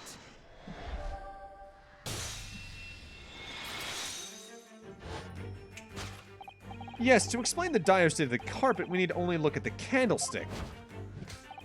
Most illuminating, my dear fellow, and of course the only possible way out of this logical labyrinth. Yes, the remnants of a ferocious attack in which the carpet was devoured are clearly visible. Indeed they are. The scorch marks at the edge clearly give the truth away. Scorch marks? It would appear that this room was the scene of a little marital altercation. Mrs. Garadev's mighty arm muscle left an impression not only on her husband's face, but on the entire room. The force of a strike caused a candle to fall from the holder. And in seconds, the carpet was alight, and the whole corner of the room in flames. Yes, For the most ferocious beast in this world is neither a violent lion or vengeful woman, but fire. And in this room, that ferocious beast bared its claws and ran amok. Eloquently put, my dear fellow. So you see, there was but one conclusion here.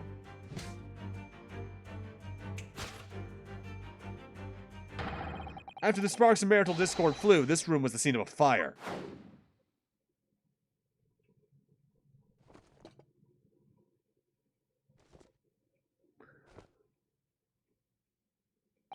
Mr. Sholmes, sir.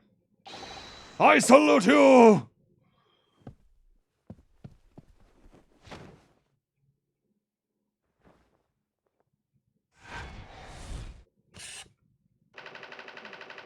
Excellent save.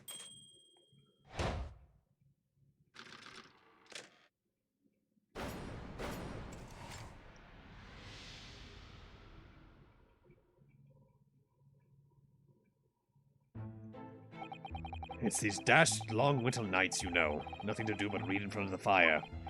Luckily, there's a jolly good second-hand bookshop just around the corner. Buy all my old novels there.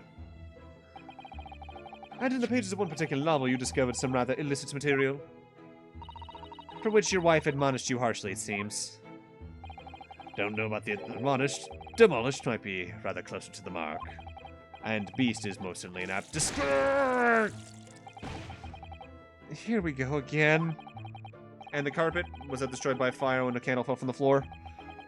Afraid to say it was. Happened in the blink of an eye, you know. The whole place filled with smoke. Couldn't see a bally thing. I was caught between the old stick's rage and the rampaging flames.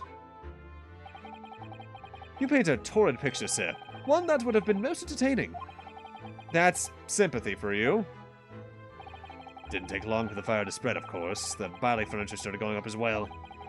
We had to hide the mess behind that screen for the time being. Over here, Mr. Garadev. Well, you have nothing more to hide now, if you'll allow me.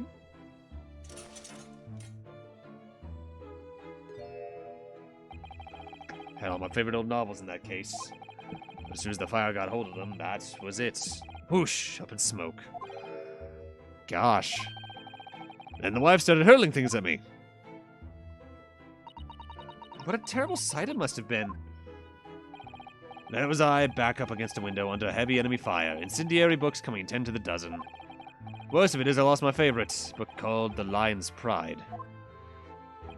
The Lion's Pride? Ah, yes, your notorious love of big cats is coming through again.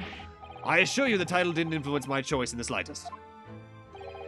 So the poor man really did lose something dear to him as a result of the ferocious beast's rampage. Mr. Shulmes' deductions turned out to be correct once again. It can only be described as a great British wonder. I tell you, it was the total carnage. Flames everywhere and the old stick in full fettle. Out of interest, what time of day was that? Not sure I can remember. It was 2 days ago now. Let's see, around 5 o'clock, I think. So at exactly the same time, as a terrifying incident was unfolding outside your window on the street below. Even more terrifying on the inside, I can assure you. The whole of Blighty would have been flattened outside my window at the moment. Could have been flattened outside my window at the moment. And I wouldn't have noticed a dashed thing. Oh, really?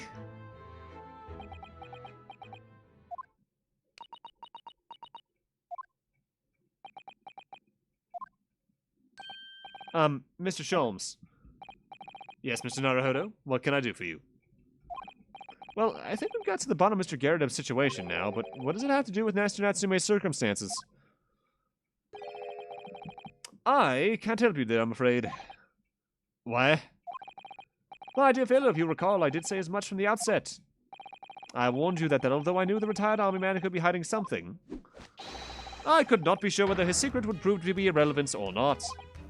I just knew you were gonna say that. Now, Mr. Naruhodo, you mustn't lose heart. Bear in mind that all things fall into one of only two categories. Those relevant to those case, and those not. That makes no sense for me. Well, no matter. It is of far greater importance that you make up your mind now. Sorry? Visiting hours at the prison will soon be over. Oh, no, is it that time already? If we're to accept Mr. Natsume's case, we have official paperwork to attend to. So that's it. No more time to think. Perhaps you'd like to betake yourselves to bidding us farewell now? I must prepare supper for Mr. Garrideb. Oh, yeah, I'm so sorry. Thank you both very much for your time. Soseki-san will be waiting for us, and I'm gonna have to give him an answer.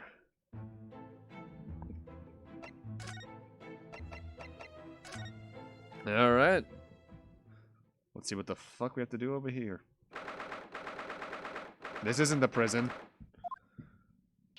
It's time, Mr. Naruhodo. We must hurry back to the prison. Yeah, I know. Let's tail a care. Oh. What's the matter? Looks like something's going on over there in front of the Garrideb's house. Huh?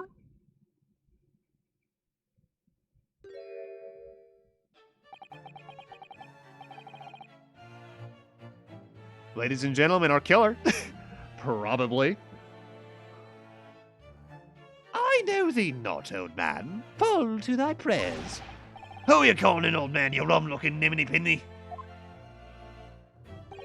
There are more things in heaven and earth, Horatio, than there are dreamt in of your philosophy. Who's this Horatio fella, eh? What are you on about? Excuse me. Eh? What the? Who are you now? I'm sorry, it just looked as though there might be some problem here.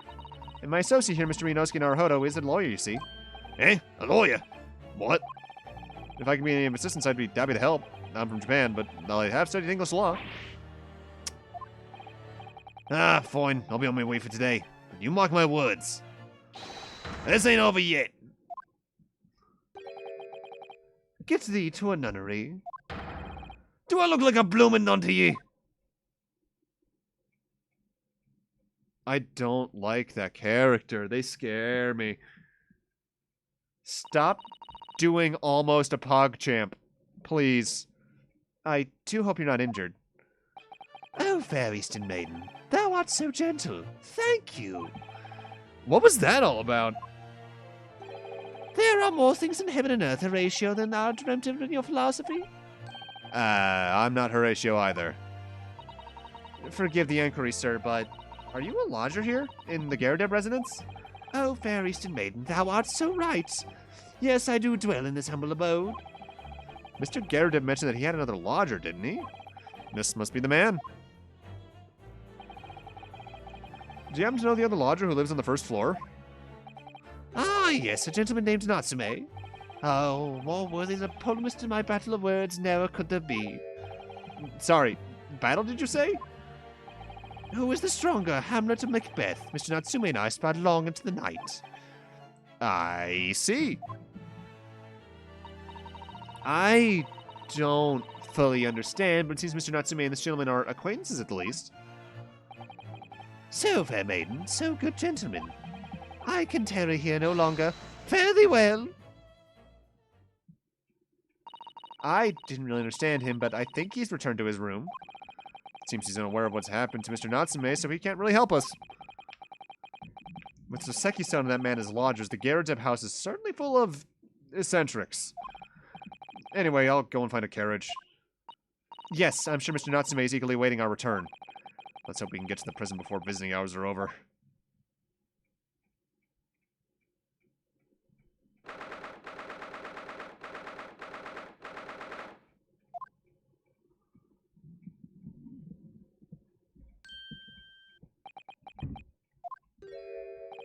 Oh, it's you.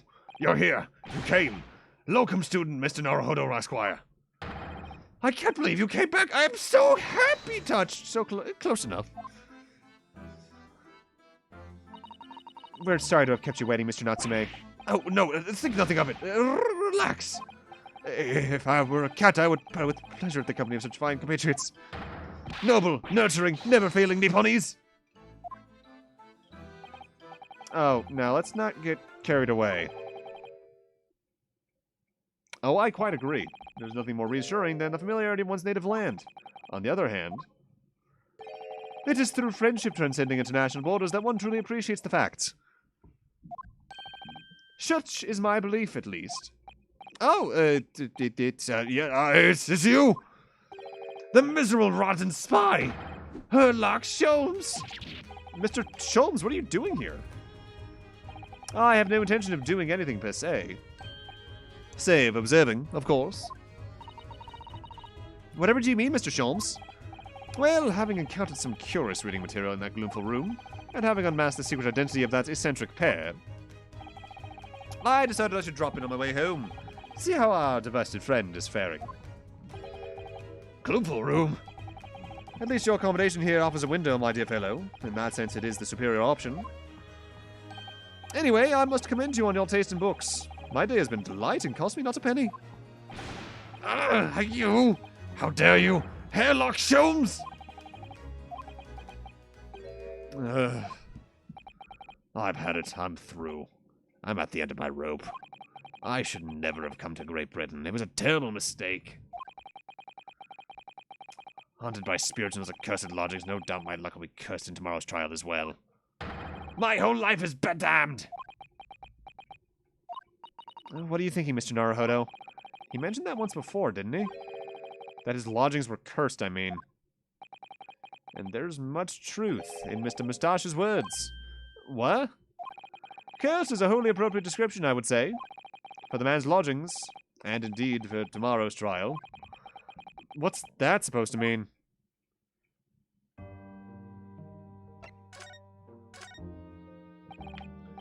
Yeah, he has a bad time, clearly.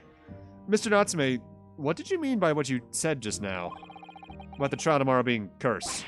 Oh, no, why are you looking so grave? You're making me nervous. I was just getting carried away. That's all. I didn't mean anything by it. Oh, I see. That's really agitated him. You don't mean the trial really is cursed somehow? Are you referring to the prosecutor? The Reaper of the Bailey? The Reaper? Oh no, what do you mean? Please, tell me. Summarize it in 16 salient words. No defendant has ever survived a trial in which the Reaper stands for the prosecution. Ever. Oh my goodness, can it really be true? That was 16 words exactly!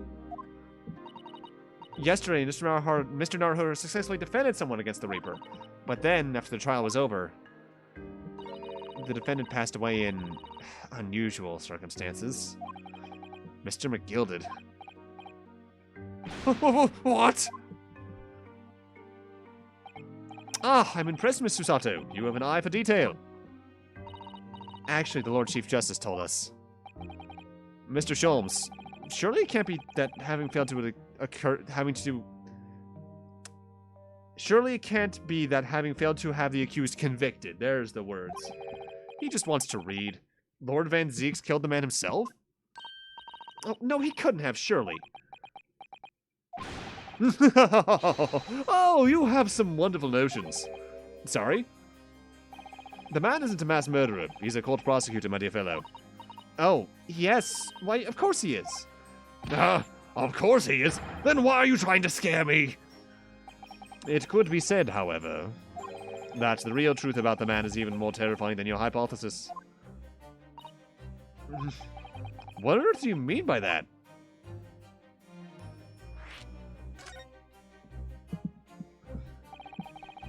Van Zieks is quite an exceptional man. However, in London courts of law, exceptional does not equate to winning every case without exception. Ah, that's good.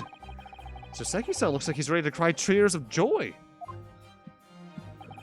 As you are no doubt aware, in a British criminal trial, there is both a judge and a jury. The judge officiates based off the letter of the law, whilst the jury offers public opinion and common sense. It is an excellent system whereby the defendant's guilt is considered from several points of view. However, public opinion in particular is somewhat easily manipulated. Right. Criminals and corrupt lawyers, for that matter, can use it to their advantage. By any means at their disposal, contriving evidence, calling impostors as witnesses, and so on. By such underhanded means, those who would want to are able to sway the jury, which means that even in the light of irrefutable evidence, the prosecution can fail. But it means the wrong verdict can be passed. And sadly is from time to time, my dear madam. It is simply the reality of the situation. And that's alright? However, those indicted by Lord Van Zieks cannot escape justice. Their fate is sealed. Oh my. Though the education may see them leave their courtroom with their freedom, within months they all disappear. It is most striking. Disappear? But how? Ah, by all manner of misfortune, sir. Perhaps they are trampled under a passing carriage, or perhaps they fall into the Thames and drown. Perhaps they are suddenly overcome by raging fever, or perhaps attacked by highwaymen. Oh, no. All examples of the reality of events here in London, I'm afraid, Mr. Naruhodo.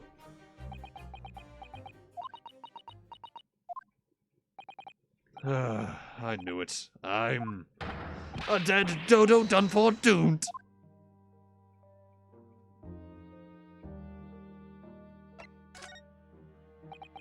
When you said accursed lodgings before, you were referring to your room at Mr. Garadeb's house, I presume. Do you mean to say you believe the place is cursed? It's been a year now since I came to Great Britain. But I'd only been in London a week before I started to notice strange feelings in myself.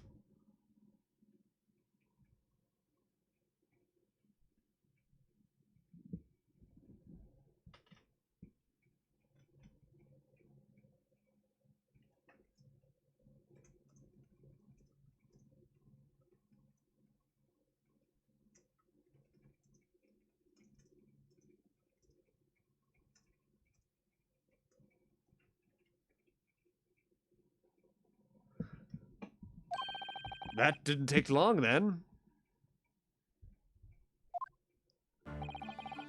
Everywhere I looked, there were foreign faces staring at me, laughing behind my back. I was sure people were talking about me. I started to become nervous about going outside. They were all staring at me all the time, from dusk till dawn. Reverse that last sentence. So I shut myself away in my room, but even that didn't help. The fear wouldn't go away. You must have been very lonely having been away from your homeland for so long. I've had to move a number of times, most recently to that room on Briar Road a week ago now. Yeah, why did you choose there? It seems a little inconvenient. The rent is cheap. I have so little money, it appealed to me straight away. Of course, I asked why I was so affordable. The landlord just simpered and said, "The room is cursed." Oops! He quickly tried to cover his mistake, but it was too late. So I told him, if you have something to say, then say it, but if not, don't mention it in the first place. Yeah, well said. But it was true. It was true. You mean the room really is cursed, then? Ever since I moved into that windowless hellhole. My sleep has been plagued with nightmares. I awake feeling as though I'm being choked to death. In my waking hours, people are stabbed in front of me as I walk down the street. I'm branded a killer, thrown in prison, nobody wants to know me. I'm surrounded by scary, sinister spirits. If only there was someone, just one person on my side. Can no one find it in his or her heart to believe in me? Really no one at all? To believe. Yeah, to believe.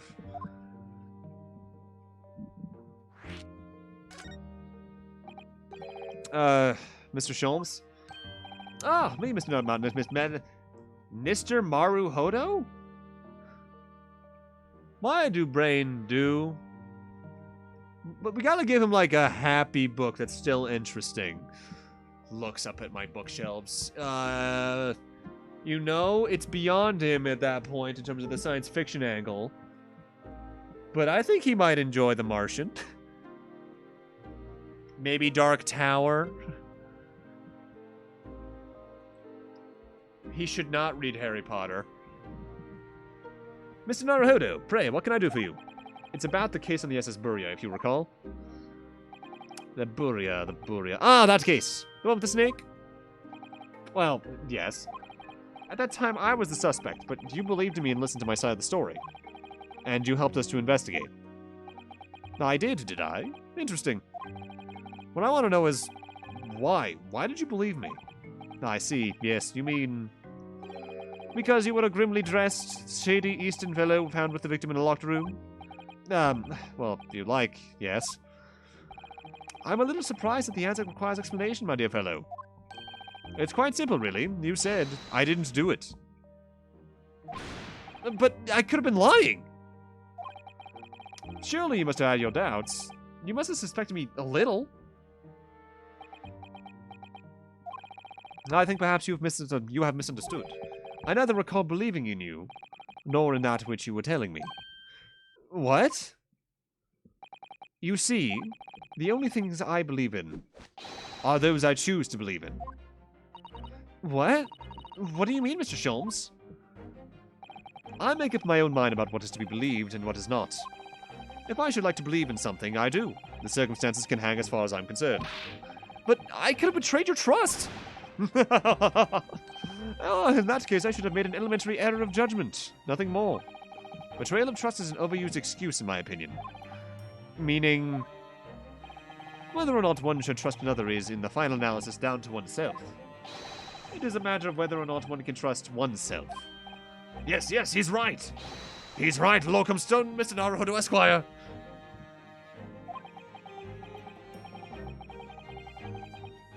Whether or not I can believe myself. A defense lawyer is only as good as his faith in his client. And that comes down to how much faith he has in himself.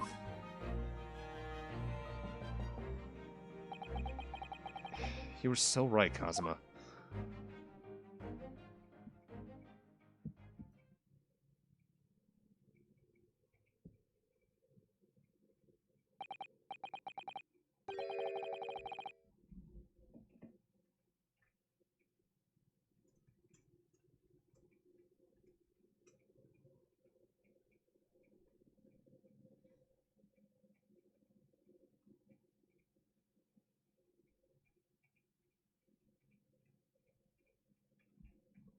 Well, my dear fellows, it is time we are leaving, I believe.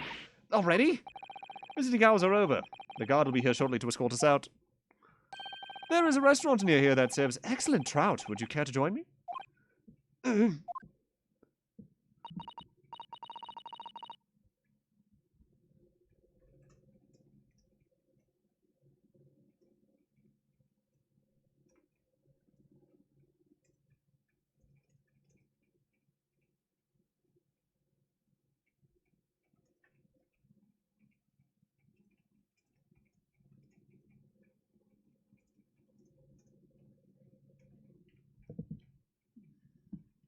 Oh dear, there's never enough time, is there?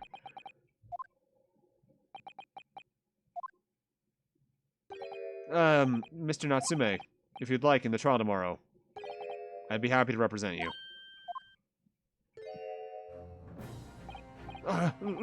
Locum student, Mr. Naruhodo Esquire! As I said, I only experienced a British courtroom for the first time yesterday. And although the man I was representing was found not guilty, I lost sight of something crucial. Something crucial? What to believe in? The defendant, justice, or the truth? How to believe, even. But I think I finally worked it out. I've decided I must believe in myself above all else, to trust my instincts. Yes, Mr. Naruhodo. And my instincts are telling me that you, Mr. Natsume, are innocent of this crime. And it's imperative that we prove that in court. Locum student, Mr. Naruhodo Esquire. Okay, genuine question. What the hell does Soseki call Rinosuke in the Japanese version. Like, is it word for word this? Just to, like, flex English? Because I'm assuming he speaks English at this point in the Japanese version. Either that or he puts on so many fucking honorifics that it's kind of ridiculous. I'll fight for your innocence until the bitter end. With every weapon available to me. So I hope you'll permit me to represent you tomorrow.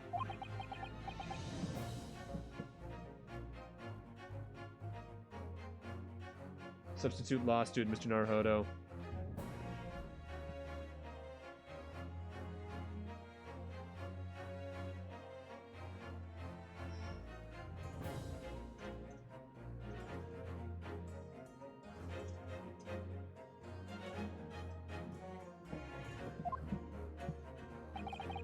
As I said when we first met, I'd like to entrust my fate to someone who will listen to me in my native tongue.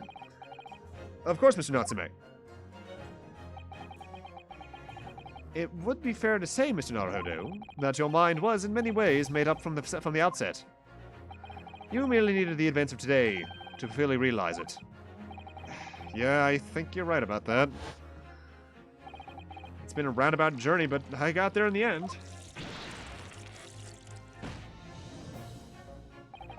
Mr. Sato. Yes? Would you be willing to stand by my side tomorrow and help me in court? Absolutely. As I said this morning, you may consider me your personal judicial assistant. Look at our son, Rinosuke, learning to believe in himself and growing as a lawyer.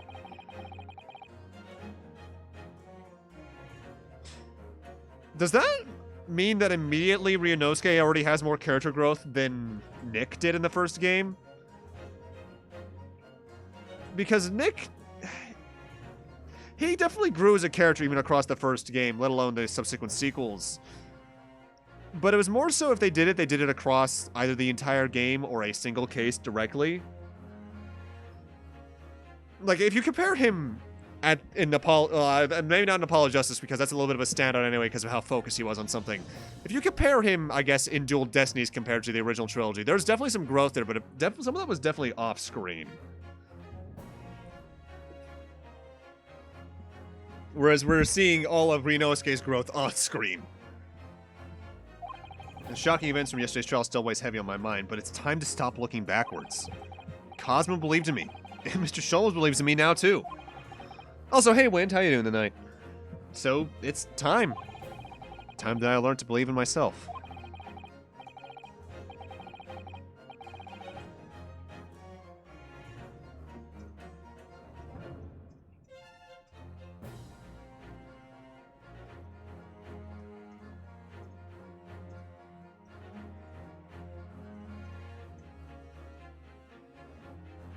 So Seki-san has no one. He's all alone, so it's my job to help him. To fight his corner.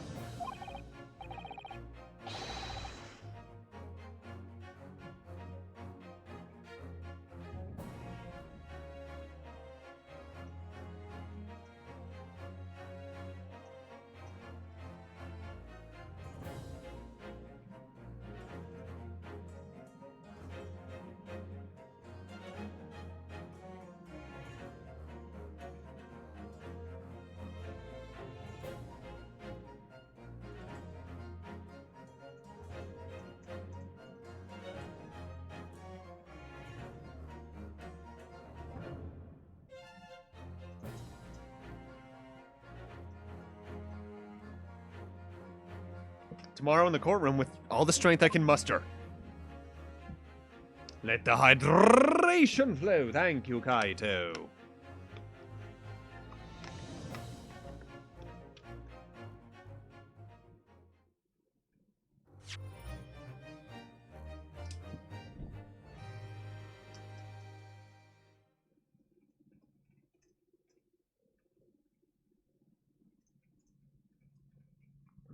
.90-degree heat to torrents of rain in a fucking desert? Jesus.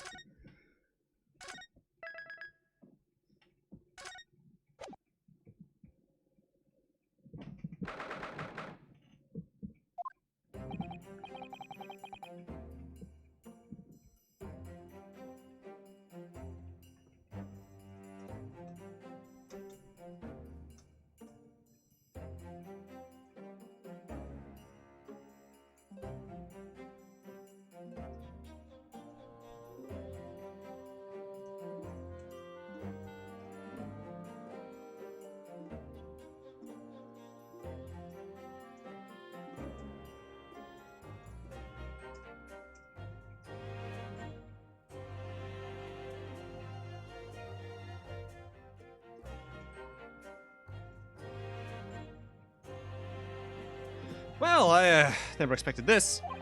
I would have thought we'd be back here again so soon. We are on a study tour of Great Britain with the intention of learning the country's legal practices. In order to research the latest court procedures here, we need as much court experience as possible. Yeah, well, I suppose that's true. But for the person in the dock, it might as well be his or her one and only time in court, and it could be life-changing. In which case, treating it as research may seem a little crass. Fucking monsoon, holy shit. Oh, when you put it like that, you're quite right.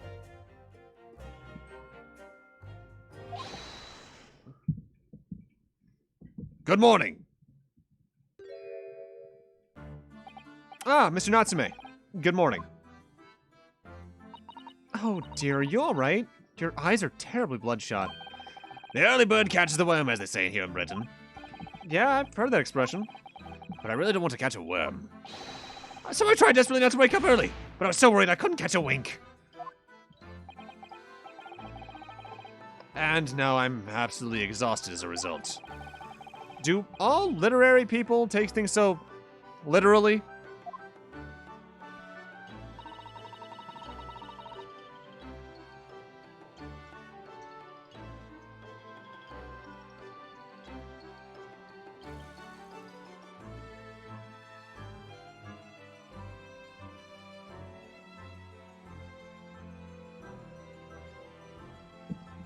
Thank you for putting your faith in us today, Mr. Natsume. Rains for like an hour or two, then stops. I've never had typhoon slash monsoon slash... Well, no, I've had hurricane weather. Technically. But it's usually like the outer rims of it. Just because of me living in central Massachusetts. And the coastline of Massachusetts is only like an hour out. So if it's a big enough hurricane, that shit can reach us. I wish I had 9 lives. My whole future hangs in the balance. I'm too terrified, too tremble. Really, because I can feel tremors in the floor. I can't do this. I can't take it. Although, locum student Mr. Naruhodo Esquire. Yeah? I caught a glimpse of the public gallery as I walked by the courtroom. Looked like the opening night of the opera. There were so many people there. I had no idea my case was such a notorious affair here in London. Well, neither did I. Do you know why that might be, Mr. Sato? I'm sorry, Mr. Naruhodo, but I have no idea. So that all-knowing look in your face is just coincidence then, is it? Don't hide the truth from me! It's because of the Reaper, isn't it? Lord Van Zeeks? Is that right, Mr. Sato? I purchased as many different newspapers as I could to find this morning, and yeah, Lord Van Zeeks is on the front page of every one. I knew it. Sometime after the prosecutor was dubbed the Reaper of the Bailey. He stopped appearing in court, it seems. It's been several years now, in fact, until the day before yesterday. Yeah, Inspector Gregson told us something similar, didn't he?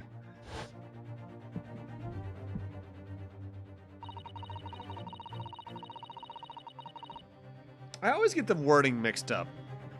If I recall correctly, a typhoon and a hurricane are the same thing. It just depends on what either... I think it's dependent on what hemisphere they start in. Like if they start in the southern hemisphere, it's a hurricane. But if it's the northern hemisphere or something, it's a typhoon or something like that. Or is it just dependent on whether or not it's Pacific or Atlantic? There's some very small distinction that makes the difference.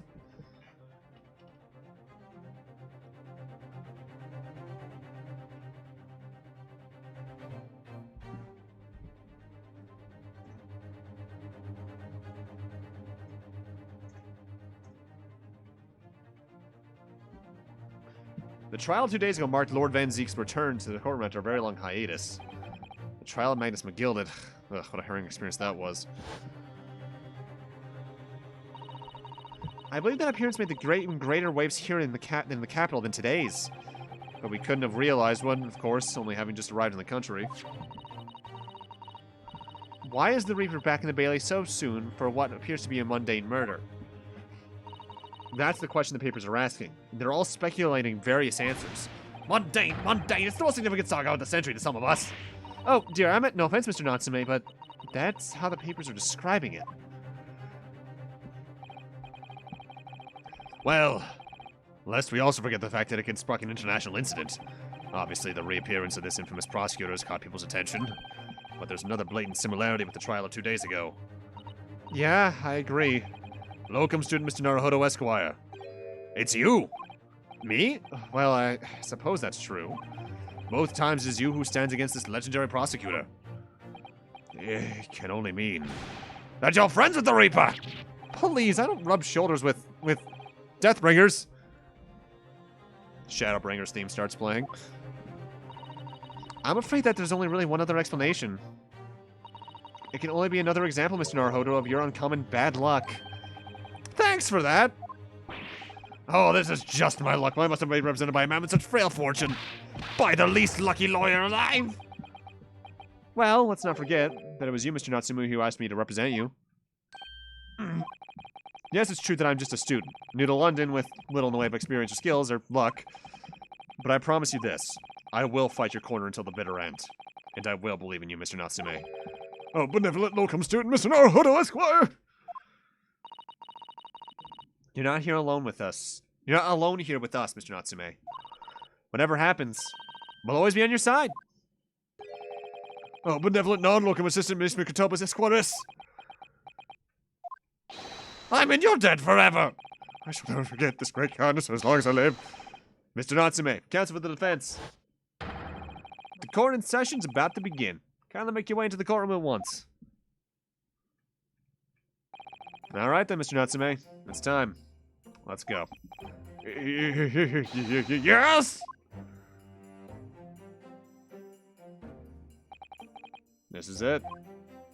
My second appearance in a British courtroom.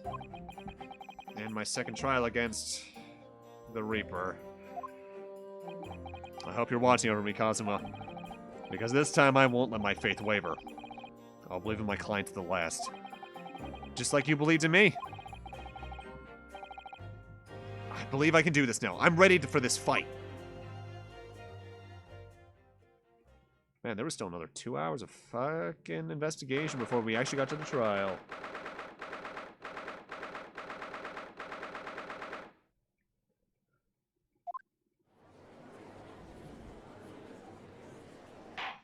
All right, new jury. In the name of Her Majesty the Queen, I hereby declare this court to be in session. I now call upon the counsels of the prosecution and defense to declare their willingness to proceed. All right, random question, because I always forget. When the fuck did Queen Victoria die? Like, did she die and then we went immediately into Queen Elizabeth?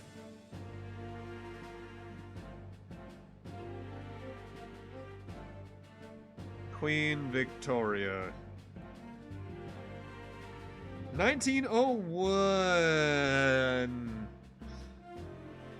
Well, based off our estimation last time when this takes place, based off Soseki's age, she dies next year. Oh god, what if that's a plot point in the sequel? I now call upon the counsels for the prosecution and defense to declare their willingness to proceed. The prosecution is fully prepared, my lord. The defense is ready, my lord. The Nipponese are a truly fascinating breed. Sorry, what? Lord Strongheart has told me all about you. That you were a student who arrived in London but 2 days ago, a mere amateur. Do you have a point? Being a compatriot, you feel compelled to try to help the accused, I suppose. Typical Nipponese arrogance. Forgive me, but I do not believe arrogance is an appropriate description. Susato-san. After all, at our previous encounter, the defendant was found to be innocent.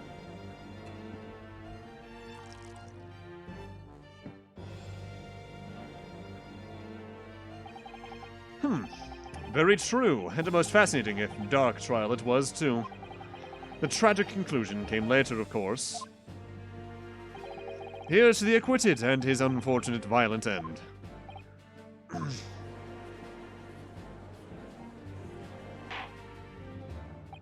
Thank you, counsels. I see both sides are in fine fettle. Now, ladies and gentlemen of the jury, Are you ready to carry out your duties here in court as impartial members of the public? Fair play? You never know what you might be down in your luck, but I believe in fair play for everyone. I must warn you, I'm rather more ruthless than I appear. Oh well, not me. What you see is what you get. I'm a peace-loving fellow. I'm afraid to say I think it's quite possible that Mustache Fauna did the deed. Come on, what are we waiting for? No doubt he did it anyway. Barely know our history, let alone British. Well, might I recommend The Dollop to you then as a podcast? You'll learn about fucking weird shit in American history, sometimes Australian. It's a little fucked up at times just because they go over some of the hard stuff, but I've learned some cool stuff from it. Sorry, didn't quite catch that. Very well, let us proceed. Your opening statement, if you please, Lord Van Zeeks. Very recently, Great Britain signed an alliance with a rising power in the Far East. The accused in the dock today is a student from that same land, a certain Mr. Soseki Natsume. And while our country has extended this foreign student the warmest of welcomes, regrettably, the kindness has not been returned. In fact, this student is accused of a most sinister act. Of plunging a knife into the back of an innocent woman who was doing nothing but walking down the street. A knife crime. I tell you from bitter experience, those are the worst. Bloody oath they are. Just look at that sallow complexion and short stature. He's one of those dreadful Japanese. Casual racism. Oh man, it's uncomfortable. But I'm honestly, I hesitate to say I'm glad it's here, but I at least appreciate them putting it in, because if it wasn't, it would feel very inauthentic, I guess is the word I want to say. Especially given the whole, not underdog situation that we're in, but the very unusual, I guess should be the word I use.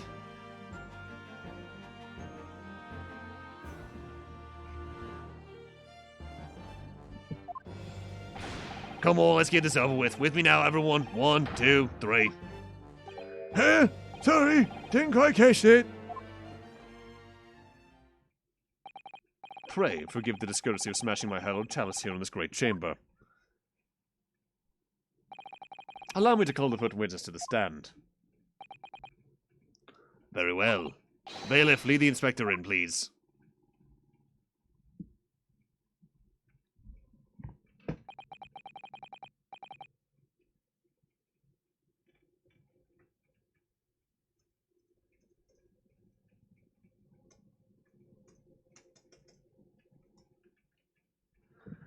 Your name and occupation, please. Yes, sir. Tobias Gregson, Detective Inspector at Scotland Yard. Would you please summarize the events of this case for the council, Inspector? The victim is thought to be a young woman in her 20s by the name of Olive Green. I beg your pardon, Inspector. Thought to be. Yes, having been stabbed in the back by her attacker's knife, the victim fell unconscious. That was 3 days ago now, and she's been comatose ever since. What? So they don't even know who she is for sure? Comatose, I see. But her life is not in danger. Fortunately for the Eastern student, the charge will not be murder. Pray, elaborate on the details, Inspector. Sir, if I could ask everyone to look at this street map.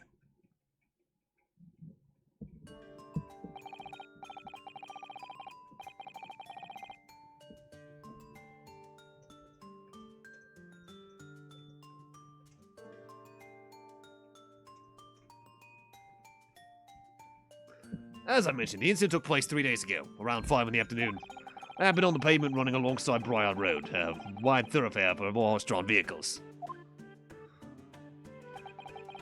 It had not been long since had not long since stopped snowing as the victim, Miss Green, was walking down the street. Out of the blue, she was approached from behind by the accused and stabbed in the back. Luckily, the young lady's life was spared, and she's currently being treated in one of the city's hospitals. Well, being unconscious as she is, we've been unable to take a statement from her, of course. This is the case with everything we know about the victim so far. Thank you, Inspector. The court will accept the documents as evidence, if you please. What about the weapon that was used? Sir, I have that here. It was removed from the victim's back. Ouch! That big thing is starting to make me scared to walk down the street now. With a heavy blade like that, almost anybody would have been able to stab the poor woman. Even the scragged-looking Soseki-san, I suppose? Common or garden jackknife, I would say, rather nondescript. Thank you, Inspector. The court accepts the blade as evidence. Now then, what do we know of the motive? Money or valuables, I presume? Well, we can tell by looking at the woman's possessions. It seems like she's a poor student herself. Hard to imagine she would have anything much worth pinching, my lord. I see. Well, in that case, we are looking at some deep-seated resentment toward the victim. No, I'm afraid I couldn't say. Apart from visiting second-hand bookshops, the defendant, Natsumi, doesn't appear to get out much. At this moment in time, we haven't been able to establish any sort of connection between him and the victim. Yes! If the thieves' agreements have been ruled out as the motive, what reason could Mr. Natsume possibly have had for stabbing the young woman? Yet you arrested the man in spite of that in a totally unjustified and heavy-handed way. Objection! Ow! My face! Pray forgive the discourtesy of flinging a freshly uncorked bottle into a public gallery. I'm bleeding! Walk it off. But your words have soured its hallowed bouquet. For it is you, my learned friend, who is being heavy-handed here. What? Scotland Yard does not arrest people without a good cause. That should be beyond question. Inspector Gregson, the prosecution calls for your formal testimony. Explain to the court precisely why the constabulary came to arrest the Nipponese student. Yes, sir.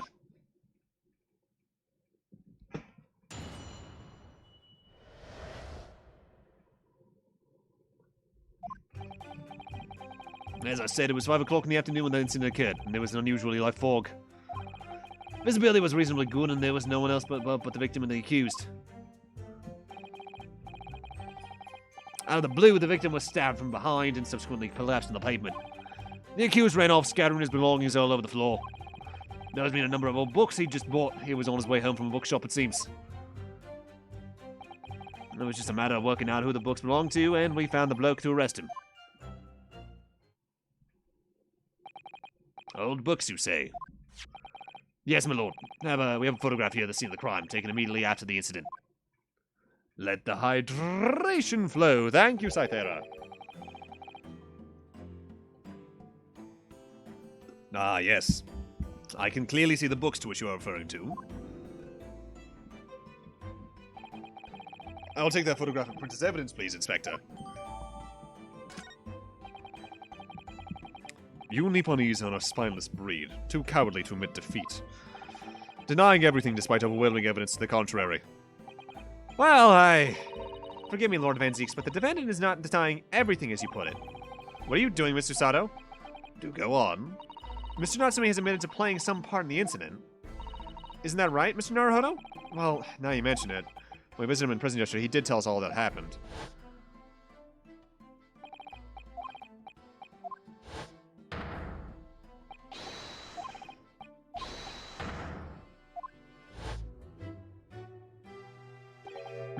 A green overcoat. Well, that's exactly what the woman in that print is wearing. Oh my, a photographic print in full colour? What the world come up with next? The defendant has done nothing more than admit he fled the scene of a terrifying incident. That does not mean he's guilty of the heinous crime of stabbing the woman in the back. There was nobody else there at the time.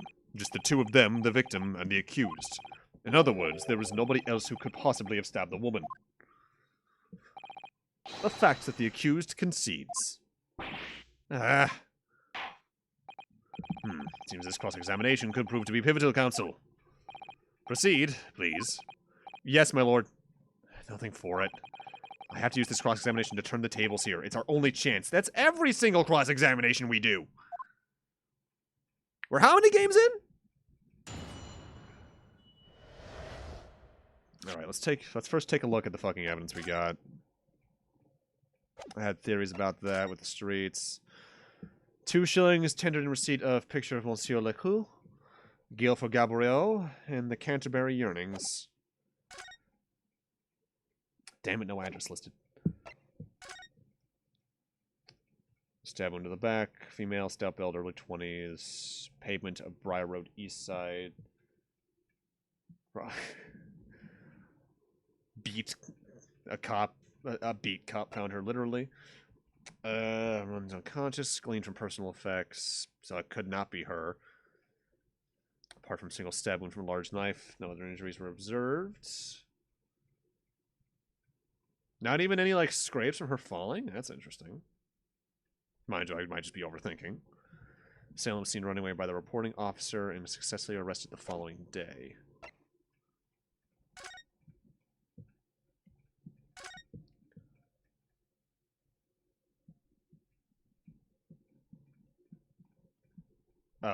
Why is the tip fucked up?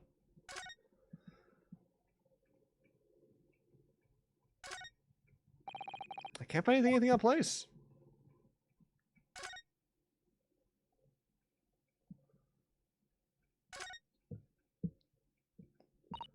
Oh, look here, Mr. Naruhodo, just at the tip. A small piece of the blade appears to be missing. So either it's still in her back, or this is a setup somehow. You're right. Well spotted, Mr. Sato. Wonder what could have happened to it. Yeah. You don't think it could still be lodged in the victim, do you? Oh, dear. I do hope not. That sounds terribly painful. Hi, that's what's nearly killed Iron Man for decades. More or less.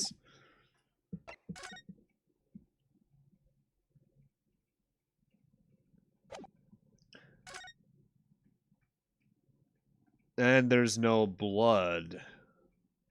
Both on the knife itself, which... You just got back, but you live in a small town, so all the food is closed. No! Not even like a 24-hour McDonald's or something? Damn. I'm already thinking this is a setup somehow. I just have to figure it out.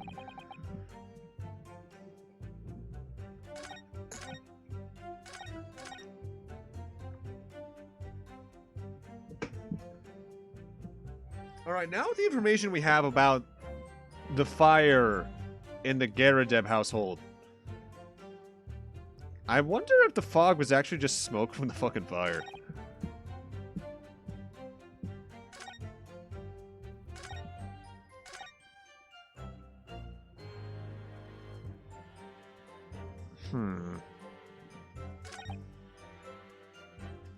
This has a whole rant about Sherlock that we could probably go into, but I'd rather focus on the first part of it. Because depending on how far the bookshop is, we could clear him of the actual stabbing. 24-hour Walmart, but not anything since COVID. Damn! Hold it! The defendant apparently visits a second-hand bookshop on a daily basis. Yes, so understand. Shop full of old English literature. I commend the accused for the lofty subject matter of his scholarly attention. The blokes in the room are stacked floor to ceiling with those musty old books. Can you tell us more about the bookshop in question, please, Inspector? Well, if I must, I'll have to ask you to look at the street map again, I'm afraid. The closest second-hand bookshop to the accused lodging is this place here, Bourbon Books. Little place on the corner of Briar Road and Merscombe Street. As it happens, the accused is currently living in lodgings on the other side of Briar Road at the opposite end. Which means it doesn't take a genius to work out the route he would have taken home. That's not the book place he got them from, though. He got them from your books. Something like this.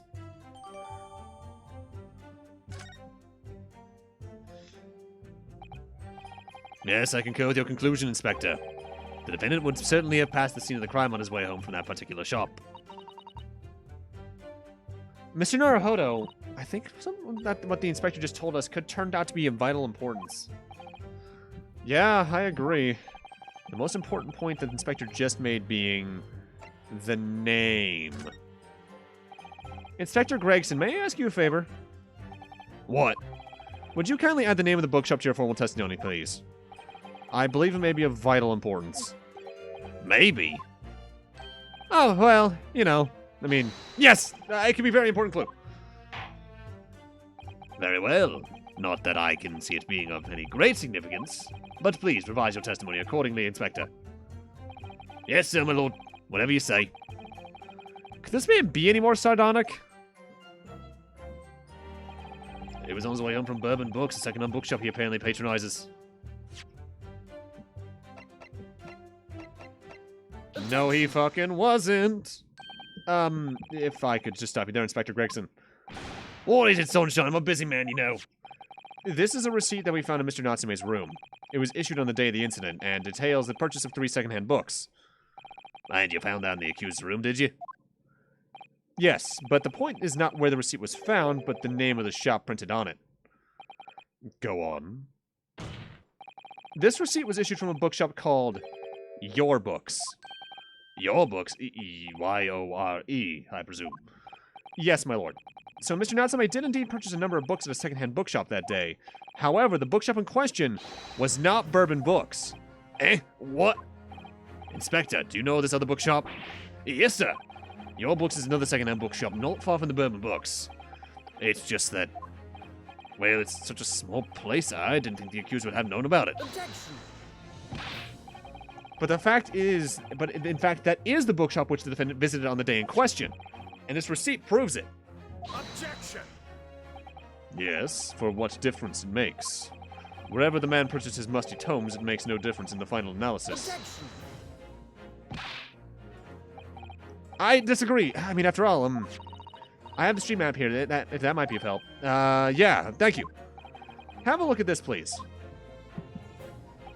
If the defendant had been returning from Bourbon Books, then yes, he would almost certainly have passed the place where Miss Green was attacked. However, we take into account the fact that he was actually at another bookshop, Your Books, it may very well turn out he wouldn't have passed that location at all. Could that be true? My, it rather depends on where this other bookshop is, but I do declare maybe a possibility. Is that right, Mr. Lawyer, sir? What you just said? Absolutely. It absolutely could be right. Inspector Gregson, where is this Your Books establishment? Well, obviously we looked into that. It turns out that Your Books is just here on the next corner of Mearscombe Street, and they're going east.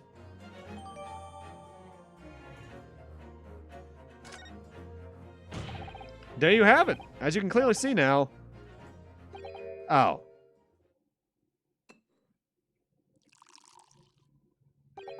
My learned Nipponese friend is obviously in training to be a clown, the way he regales us with such witticisms. Wait, witticisms is a word? I thought I made that up. Huh. To your future career in the circus. Oh, I'm saving this fucking screenshot.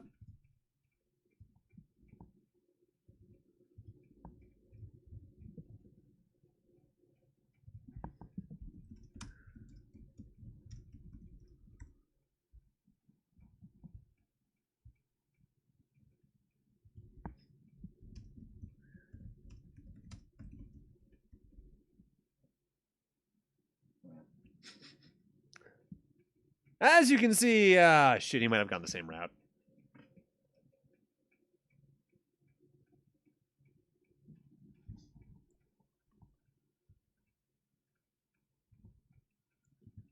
Save as, that's going in my reactions folder.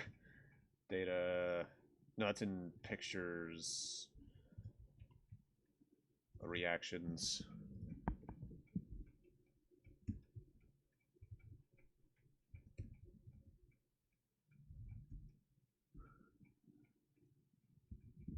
I forgot I had the fucking Edgeworth Clown University thing in there from fucking...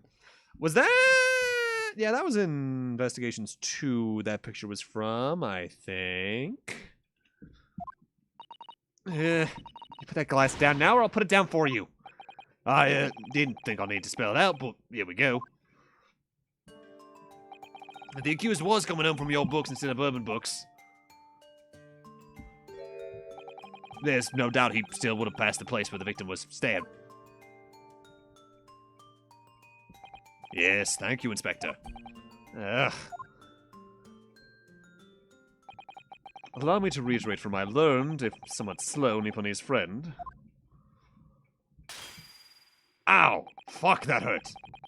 Shit! Why do I keep doing that? Wherever the man purchases musty tomes, it makes no difference in the final analysis.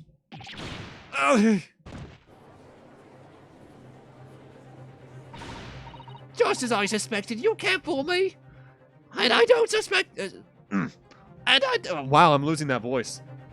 And I don't suggest you try. What did I say? I've had enough of this now. Beg your pardon! I'm sorry, you don't mean that.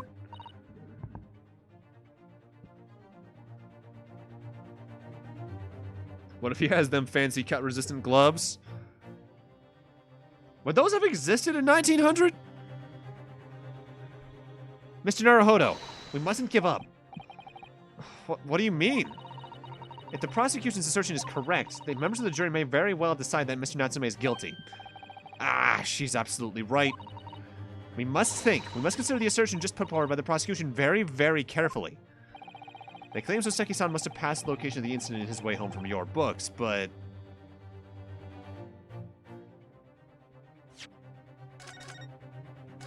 I'm gonna protest, but just in case.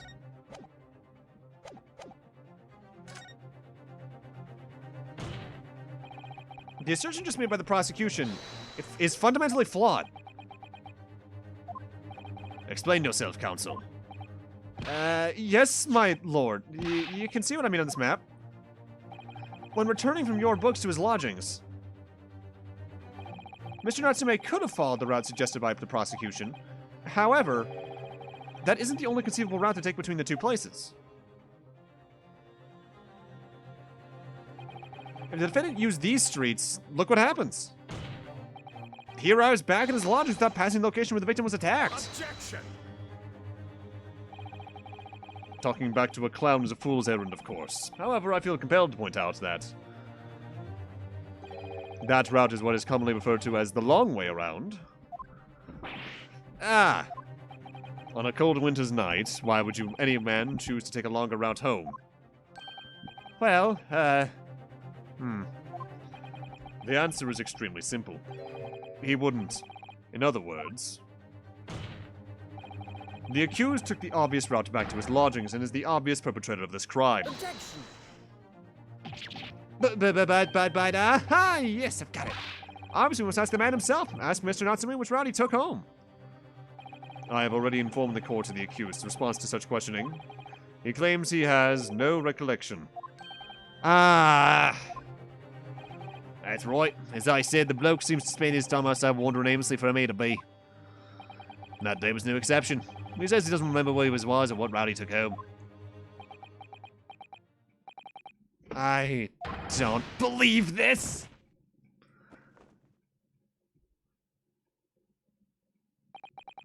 I thank you, my learned friend, and suggest that we do not waste any more of the court's time by wandering aimlessly around this subject. Pray, what say you insightful jurors? But even if that is the case...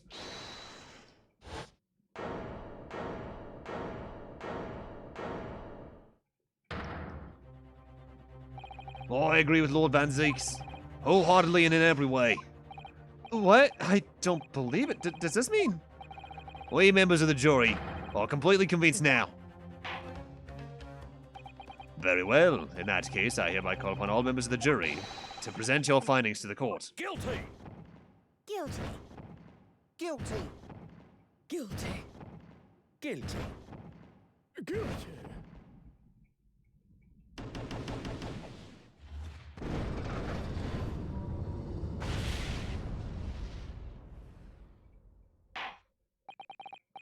It would appear the jury's leading is unanimous.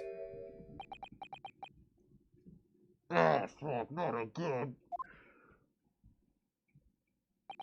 To the insightful members of the jury, I applaud your brave resolve. You serve Queen and country admirably. Mr. Naruhodo. No, not yet. This isn't over yet. I still have one last chance to sway the opinion of the jury. I have to tip the balance of those scales the other way around. I have to turn this around. Somehow!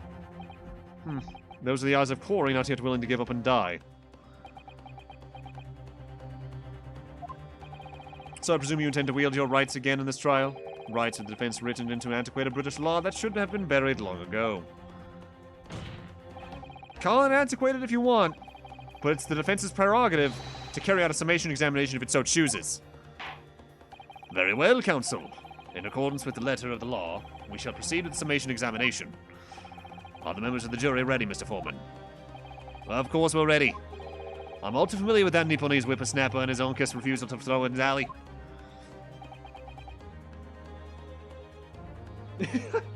We members of the jury are racist fucks who jump to conclusions and change their minds easily. Because we're extras. Very well then, ladies and gentlemen of the jury. You will each explain on what grounds you determine the defendant to be guilty.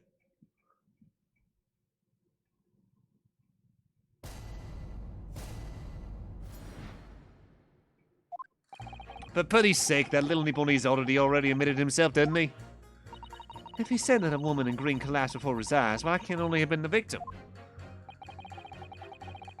The man wouldn't have gone around the houses on his way back to his bookshop, not in winter. So the poor woman was attacked from behind, was she? How dreadful. I really don't care. Can we just wrap this up now? I got work to be doing. Your books here. Nice shop, that.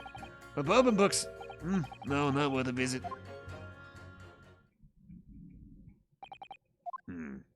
With only minor exceptions, the reasons for finding the defendant guilty are all too clear. When the stabbing occurred, the only two people at the scene were the victim and the accused. And the accused himself has admitted to seeing the victim in her green overcoat sink to the ground before his eyes. Furthermore, we have heard from the inspector that the defendant had then fled the scene. I must say, I would have ample grounds to convict this man already. Oh dear, even the judge appears convinced of Master Natsume's guilt by now. Why do you have to run away like that? How are we supposed to believe in some phantom attacker that no one could see? This is impossible! How can I possibly make a case for the defense? Mr. Naruhodo, this is no time for grumbling. If we want to force the trial to continue... Yeah, I know I have to turn the tide. I must make the jurors change their minds. Well, 4 of them, at least. Exactly. We have no choice to forge forward. You have the floor, counsel. Begin your summation examination. Yes, my lord. Ow! I just need to keep this trial going somehow, whatever it takes. You've not seen JoJo, but it was probably deep. Yeah. Come on, Ryunosuke, you can do it.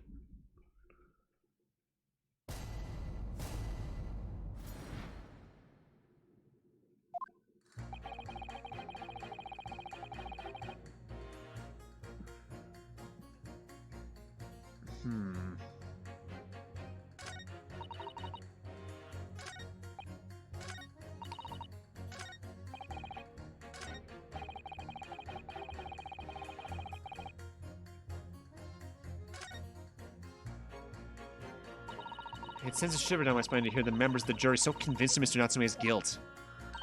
But I can't help feeling some of their opinions are rather subjective. I agree, it's the irrelevance of what some of them are saying that sent a shiver down my spine. Still, at least some of their assertions don't actually incriminate Mr. Natsume of anything. That's something. We must use that to our advantage, Mr. Naruhodo. Cunningly. Yeah, you're right. Let's listen to the jurors again carefully. And if anyone of their assertions are at odds, I'll put them mercilessly against each other. Yeah, don't hold back. Pit them all against each other.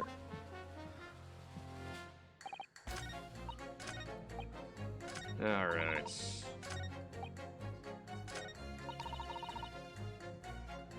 Did I have the press button when I was in the last one?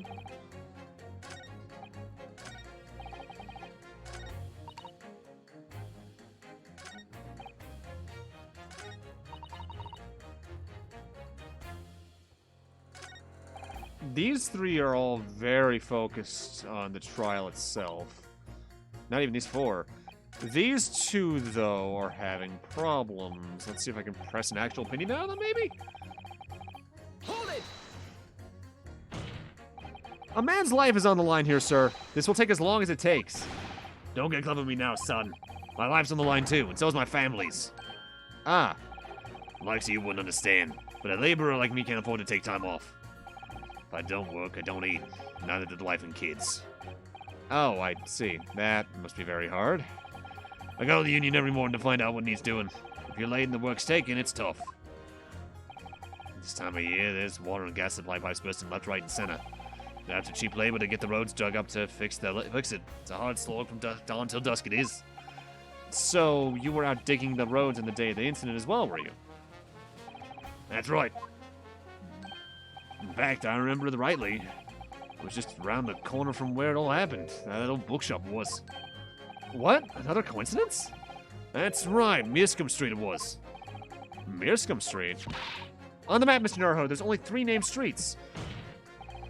So if that road was taken up by road work, he could have taken the other one to...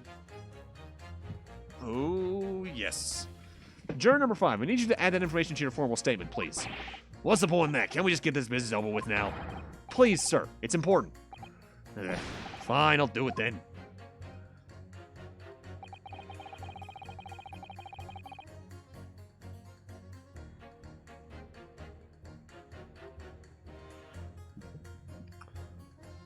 But who would I put that against? Maybe number 3, because it's the only one that talks about the street particularly. Objection! Those 2 statements are clearly at odds with one another. At odds, counsel, explain yourself. Please, don't point. It wasn't me, I swear. What? I just want to get this done and dusted. Well, juror number 3. Oh, me, sir? What? What do you mean? Juror number 5's words just now are extremely significant. Let's take a moment to consider the implications of what's been said on our map of the local area. On the day in question, Mr. Natsume visited this bookshop to purchase a number of secondhand books. And on the same day, we now know that there were works being carried out on Mearscombe Street making it impassable, which means the defendant's route home could not have taken him along Mearscombe Street and down Briar Road. Oh, yes, of course. What do you think, sir? Well, yeah, you can't argue with that, really, can you? I must have had a good 2 yards and more pavement up. Every gentleman and gentlewoman that came along had to turn back and go the other way. So, the only conclusion is this. The defendant must have taken the longer route back to his lodgings. Yes, I suppose he must have. I suppose that must be right, huh? Juror number 3, you said the following. The man would have gone around the houses on his way back to the bookshelf, but we see now that he had no choice. Yes! My lord, Mr. Judge, sir, if I may. Yes. I don't think in all good conscience that I can say the man's guilty now. Yes, I'd like to see this trial continue so we can get to the bottom of what really happened.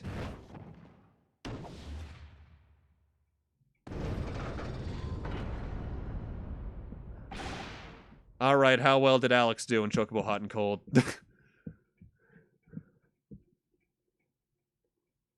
How many chocographs did he already get? Did he also already get the fucking fragment? What about you, sir? No, me. Well, alright then. Haven't gotten there yet. What's happening? There's a hole in the prosecution's argument that should be filled in, that's what I say.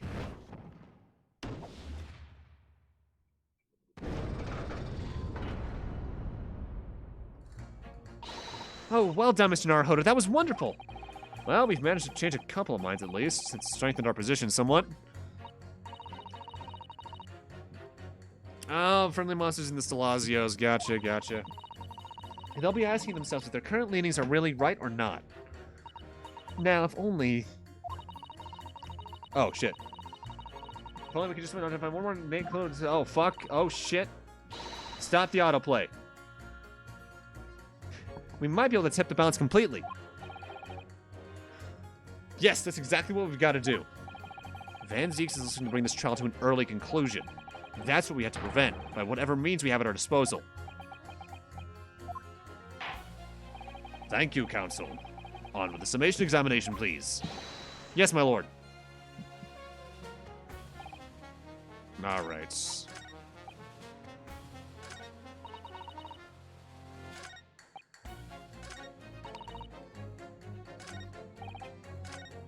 You were the other one that didn't really have anything related. Hold it! Yeah, Tom Berry's is hell. Getting the monsters to the arena in 10 is just hell, period. Sorry, hold it. You say, hold on. No. What I said was, hold it. What I wanted to ask was, do you visit your books often? I like the old books they have in there, yes. I enjoy reading them over a nice cup of old tea.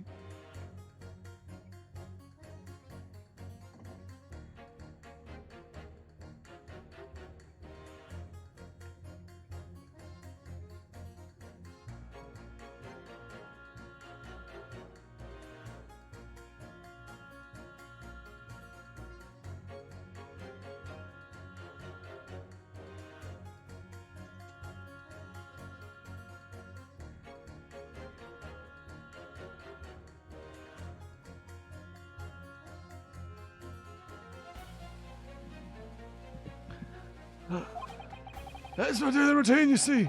Same thing every day. Clone the day you're all talking about. And what time did you visit your books on the day in question? Well, I was picking out books in there all afternoon. And it would have been just before 5 that I left. That's my daily routine, you see. Same thing every day. Clone the day you're talking about. Just before 5, you say, exactly when the victim was attacked. 5 so far? You're halfway there, at least. Are you sure about the time? Oh yeah, don't mistake that. I remember it well. No, I'll forget the day in a hurry. After that dreadful time I had. What do you mean? Well, I was walking down Calabash Road when I slipped on the ice and dunked my head. It's always worse after the snow stopped falling. That's when it's most slippery. Knocked myself clean out, I did. I realized that my slumber was up. Wait a minute. Let me get this straight. This happened on Calabash Road. That's right. I live in Cornpipe, you see. Heading down Calabash Road's the quickest way for me to get from your books. Juror number 6, I must insist that you add that information to your formal statement. It may very well be extremely significant. Sorry, extremely sick. No, I'm quite all right now.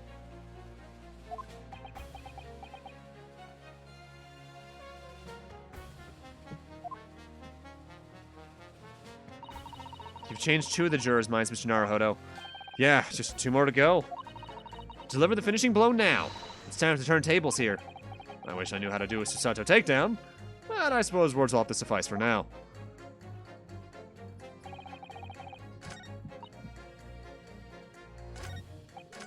That distinctly means that the person you saw falling down may not have been the victim, but him. Protection. Those 2 statements clearly show a flaw in the juror's reasoning. A flaw? What are you talking about, counsel? Well, juror number 2. Juror number 6? Ma, whatever do you mean, sir? I think perhaps the old man didn't hear you. Unbelievable. It's not like I was loud or anything. There's at least one fact of which we can be sure here. The bookshop receipt found in the defendant's room clearly indicates that on the day of the attack, he had been to your books and purchased a number of secondhand titles. He then returned home on foot. But the man says he has no recollection of his return journey. That's correct. But what he does remember is seeing someone appear in front of him on the way. Someone in a green overcoat who suddenly collapsed on the pavement before his eyes. Yes, we're all aware of this. The poor young woman who was stabbed, obviously. Objection. Can we really be sure of that, madam? Ma, whatever do you mean? I'm sure you heard juror number 6's account of what happened to him that day. That same afternoon, there was somebody else apart from the victim who was wearing a green overcoat and who fell over on the icy streets in the neighborhood. Oh my. My goodness, you mean... Hell yeah, up to 7. That's right. I'm referring, of course, to the hard of hearing judge number 6. Juror number 6, rather. Are you really suggesting that the person in the green overcoat whom the defendant saw collapse in front of his eyes was the jolly old gentleman at the end of the bench here with me today? That is entirely possible, yes. After all, the old man has a somewhat similar build to the victim. Well, look at that. My goodness me. Sorry, you need a pee? And crucially, We know precisely where the old man in the green overcoat fell. On Calabash Road. Therefore, if the person who Mr. Natsume saw collapsing in front of him was in fact juror number 6, it means the defendant must have taken the long route back to his lodgings. If that's true, then clearly the crime scene on Briar Road where the woman was stabbed was not on his way home. Oh my!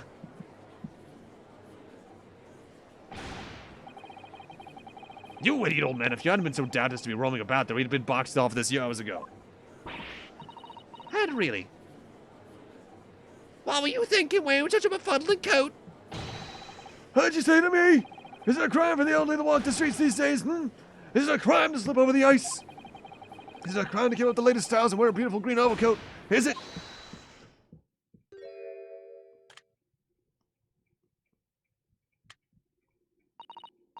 My lord, I hope it won't cause any inconvenience, but You'd like to change your leaning, I presume? I do declare that I would. I should like to call for a verdict of not guilty. Thank you. And I would too. What? Is it a crime to change your mind, is it? Huh?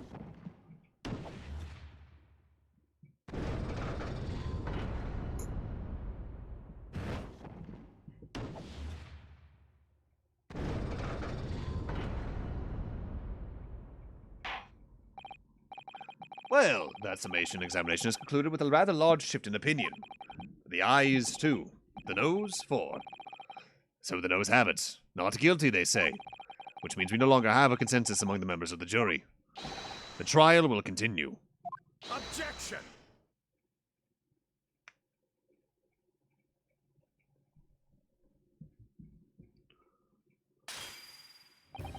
Could it seem churlish of me to drink from my hallowed chalice moments after raising an objection?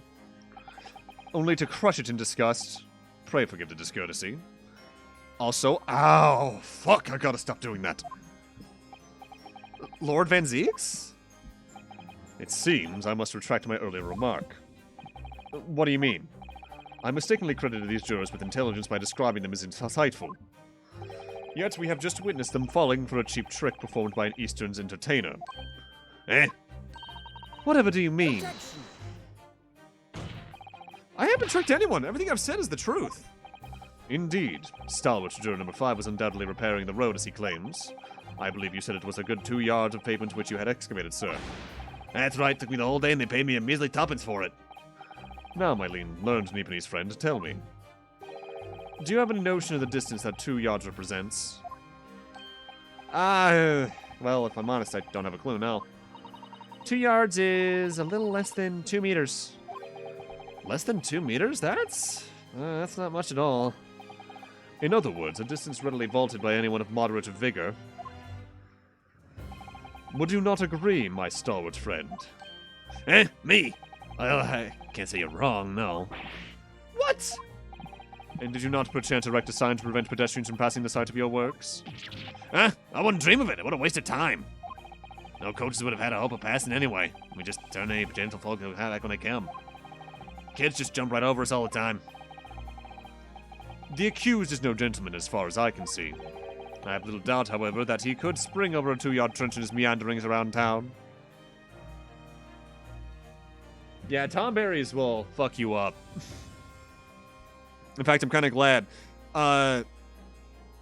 Originally, I was going to move right from this game into Ace Attorney and Greatest Attorney 2. But now that we have a release date for the Pixel Remaster of FF4, I'm probably going to do like 2 or 3 streams where I just beat that really quick and then move on to the second game. Maybe. I'm not entirely certain, but I'm leaning on that just because I've played every version of 4 that has been released stateside. So I need to play that one. 10-2 has the words Tom Berries. Yeah, they're up there. 14's Tom Berries are without a doubt the easiest. I have little doubt, however, that he could spring over a 2-yard trench in his meanderings around town. Ah. Is that true? Is it? The incontrovertible truth is that the books just purchased by the accused were found at the scene. There can be no doubt that on his way back to his lodgings, Mr. Natsume walked down Briar Road. Crushed in a single sentence. And, old man. Coldman, you can talk! You say that around 5 o'clock in the day in question you stood and fell on Calabash Road. Pray, was there a suspicious-looking Nipponese behind you at the time? Oh, hi, can't say as I remember. You don't remember. How about a wager, my learned friend? You say it was this old man the accused saw, but I would lay 1,000 to 1 against you being able to prove it.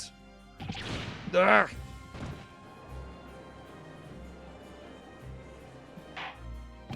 Order, order! Lord Van Zeeks, explain yourself. My lord, if you had such a trenchant argument up your sleeve, why in the world did you not proffer it during the summation examination? I wanted to give this young foreign student the sightseeing experience he no doubt came for. I wanted him to see for himself how the opinion of the jury is so readily swayed. But my hospitality has its limits, and they have been reached, I feel.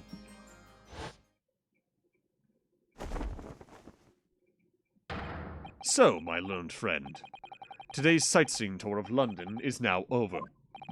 What are you talking about? My lord. The prosecution requests permission to call its next witnesses to the stand. Granted. Bailiff, bring forth the witnesses. It's next witnesses? Mr. Naruhodo, do you not remember? We've been told on several occasions that there were eyewitnesses to the incident. Yeah, I remember one of them being a Scotland Yard policeman, no doubt, no less. I'm afraid that's likely to be the prosecution's next witness. Alright, no matter who Van Zeeks brings to the stand as his witnesses, no matter what they say, I believe in Soseki-san. I know he's innocent. Now keep believing to the very end, until this battle is over.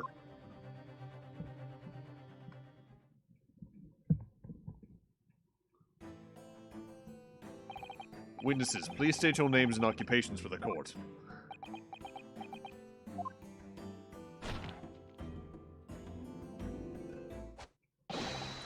Constable Royally beat. Sir? Nothing to report on the streets, sir. And I'm Mrs. Beat. Patricia's my name. I'm proud to say I'm this young town hero's wife.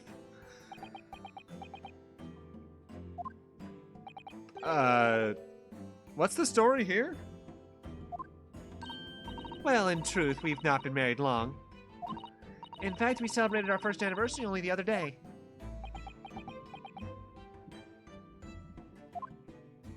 No, it was your husband I was asking about. He seems tired. Hardly surprising. Whilst being an honorable occupation, patrolling the beat is the most demanding work in the world. Oh, really? I'm sure I've heard that before, actually. Indeed, apart from the rare days off, our gallant officers trudge some 20 miles a day, you know. They patrol boarding houses and pubs, collect taxes, survey the streets, check that meters are rating true, and they're responsible for keeping the streets clean and lighting and extinguishing our street lights. There are a number of items on that list that don't sound like much policing duties at all. I wouldn't be just falling asleep on my feet if I wouldn't just be falling asleep on my feet. I'd have collapsed long ago. But it goes without saying that a policeman's primary duty is the apprehension of criminals. Even when he's off duty, a constable is expected to investigate and resolve any crimes on his beat. For the London Bobby is a man of honor. No. Hold back the quotes, Kyle. And a man of slumber. On the day in question, this man and his wife were walking down Briar Road in the opposite direction, and they witnessed the incident as it occurred. Is that not correct, Mr. and Mrs. Beat? That's right, sir. Isn't it, Raleigh? Constable Royal beat, sir. Nothing to report on the street, sir. What a great witness he's gonna be. Very good. I'd like to hear your formal testimonies now, please. You'll tell the court exactly what you saw on the afternoon of the incident. Yes, sir.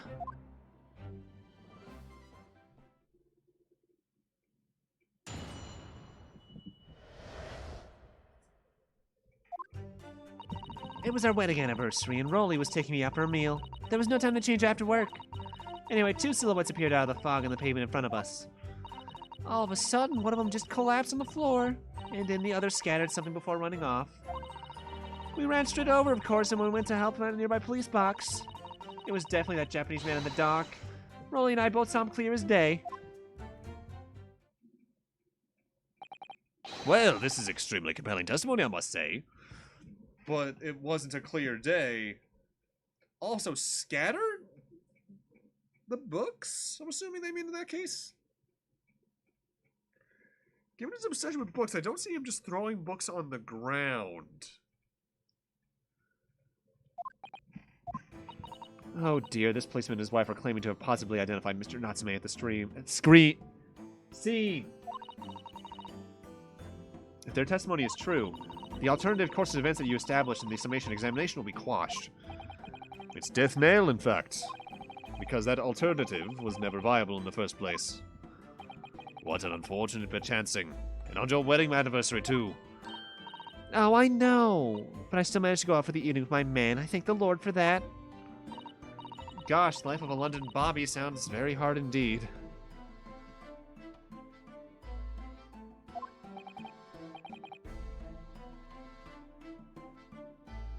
Indeed. However, this cross-examination will be over in minutes. You may as well have time to rest after this afternoon.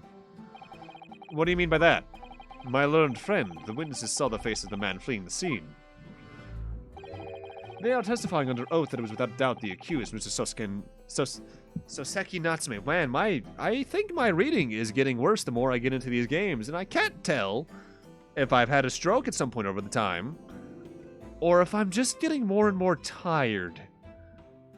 Either or, I suppose.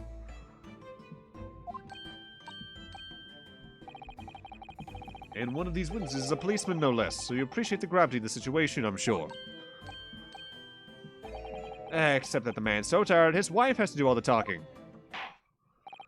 Enough preamble. Counsel for the defense, commence the cross-examination, please.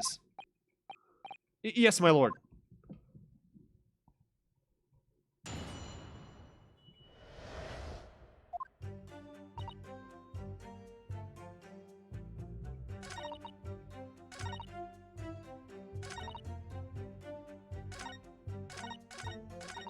I have several problems, but because she's doing all the talking, I don't find this reliable. So I'm actively gonna press everything. No time to change after work, you say? Are you also a member of the police, Mrs. Beat? Oh, no, sadly not. It's a job for strapping young men only. Women, children, and the elderly can't even apply. Well, I think you can probably see why children and the elderly can't do their job, can you?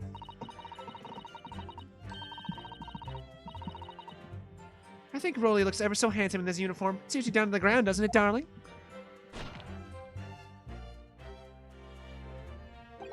Huh? More? I just finished my beat. Pat and I were heading back to the station. I was actually planning on getting changed there. Is he talking in his sleep? This is creepy. Oh no, Rolly, I much prefer you in uniform. Sometimes I don't recognize you when I see you in plain clothes. Oh dear, that doesn't seem healthy. Can't here to the point. You are going for a meal after you finish your beat for the day, correct? That's right, sir, yes. Although I was fit to drop, to be honest, after spending the whole day on my feet. But police is my life, sir. As long as I'm the proud owner of this, I serve my city and my queen to the end. What's that now? My warrant card, sir. Proof I'm a London copper. Has the noble founding principles of the force written on it. As a reminder to all of us policemen of our sworn duty. To patrol the streets of London and uphold the peace of the common man. Sir! And for such noble cause, I cover 20 miles every single day without fail and without a grumble. Because I know that the plottings of my boots is all Londoners need to feel safe and secure. So, logistically speaking, London's a big city, yes. But how would they mark down that they did 20 miles exactly? So, fighting crime doesn't appear to be come into it then. But sir, just on that one particular day, I was looking forward to celebrating my wedding anniversary. Mrs. B puts up with a lot being married to a Bobby like me. I wanted to show my dear wife just how much I care. Oh, Pat. Oh, Rolly. Oh, what a charming couple. The young love is such a joy to behold. if a little over the top, perhaps. And then, kindly describe what happened next. Hold it! Two silhouettes? That's right, they were coming toward us, walking up the Briar Road the opposite direction. There was a rather plump figure followed by a scrawny, thin-looking man. That does sound exactly like the victim as pictured in this print, and like Mr. Natsume.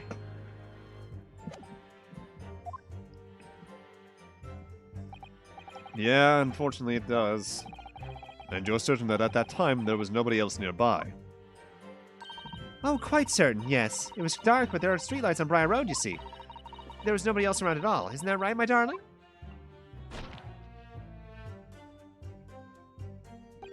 Huh? What? Ah, yes, that's right. Of course, there was a light fog on the ground. Well, Briar Road's dead straight, and you could see a fairly long way down the pavement. And then there was the street lighting as well. I didn't see any other pedestrians.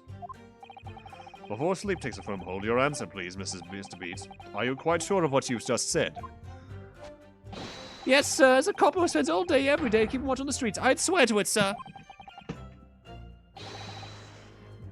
I'm as sure as my love for Patricia's true. They're adorable. You're still maintaining there was no one else around than the victim and the attacker. It's starting to seem like that must be how it really happened. It's beginning to seem like there's nowhere to run. Well, that didn't stop Mr. Natsume, did it? He fled the scene all too convincingly. Thank you. I believe we have a reasonably clear idea of the situation just before the incident now. What happened in the crucial moments that followed? Hold it! Scattered something? What do you mean by that? Oh, well, I couldn't quite make out what it was at the time.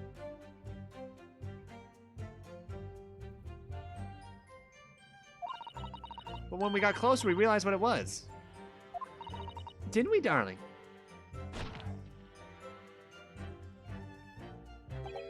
Huh? What? Ah, yeah, that's right. There was some old books. I see, old books. Yes, sir. The culprit had dropped a number of them, all around where the victim laid on the pavement. Indeed, as clearly pictured in this photographic print. That rotten Japanese man did what he did that when he did the deed. Let's not forget that it remains to be established that the defendant was indeed the attacker. Well, we saw him. He was the man in the dock without a question, sir. The mustache, the hunchback, the cat-like eyes, the taut mouth, the snub nose. Everything. Any more insults you want to throw in? Fucking racist? That's right, he looked down at that poor defenseless woman with all those terrifying, intense eyes. Then suddenly threw his books onto the pavement and ran away. I see. This is tough. They seem as though they're telling the truth here. May I remind the court that this unambiguous testimony comes from a policeman and his wife. Now please, continue. As if the police are any better people than normal people. If anything, they're usually worse. At least here in the States. Yes, sir.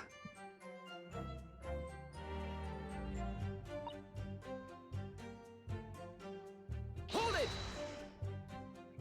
Was it your husband who went to fetch help? No, I went. I may not be a police officer myself, but I am the proud wife of one after all. Isn't that right, my darling?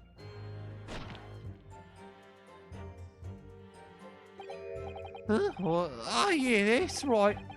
I asked Mrs. B to go. I was off duty by that point, but a Bobby's never truly off duty, of course, so I felt obliged to stay and guard the scene.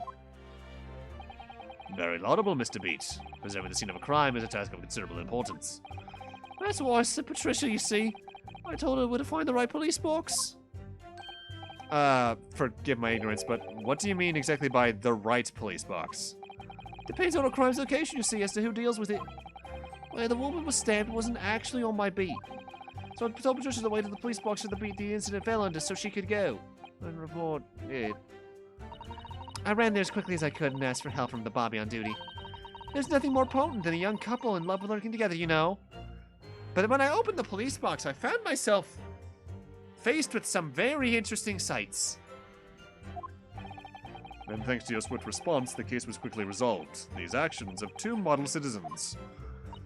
Oh, please, you're making us blush. Isn't he, darling?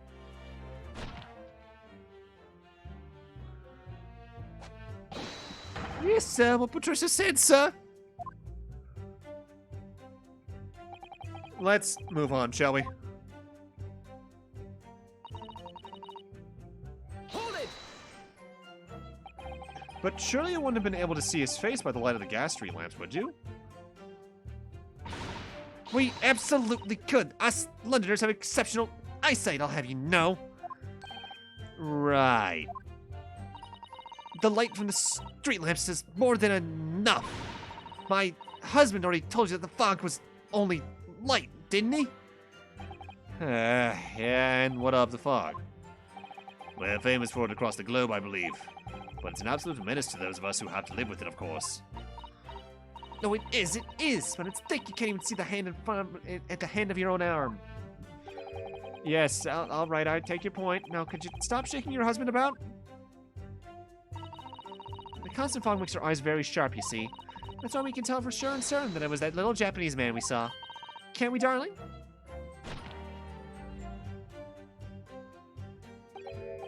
Yeah.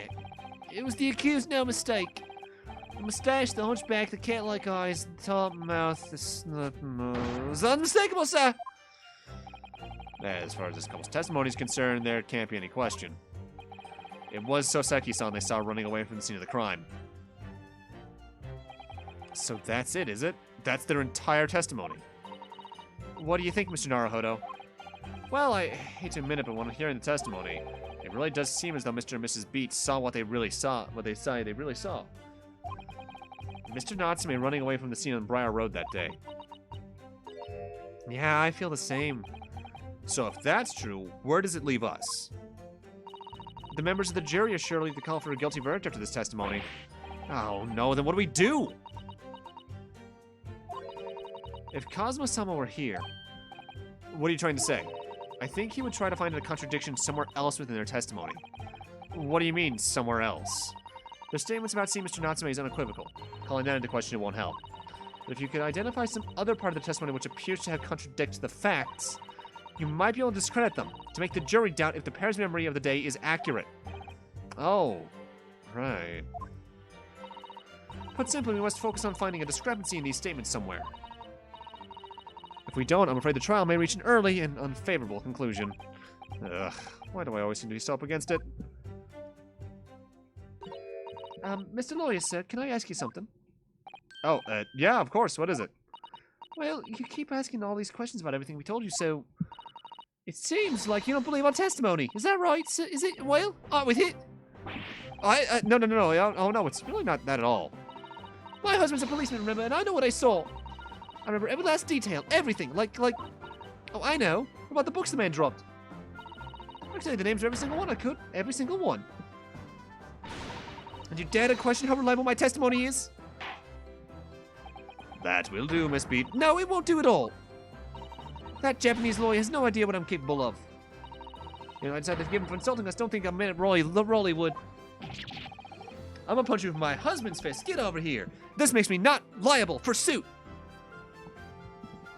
I really didn't mean to cause offense. Please put your husband's fists down.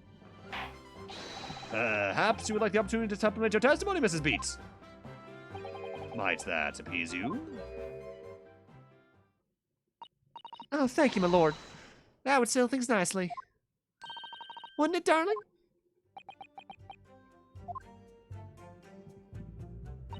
I could even tell you the names of the 4 books he dropped at the scene.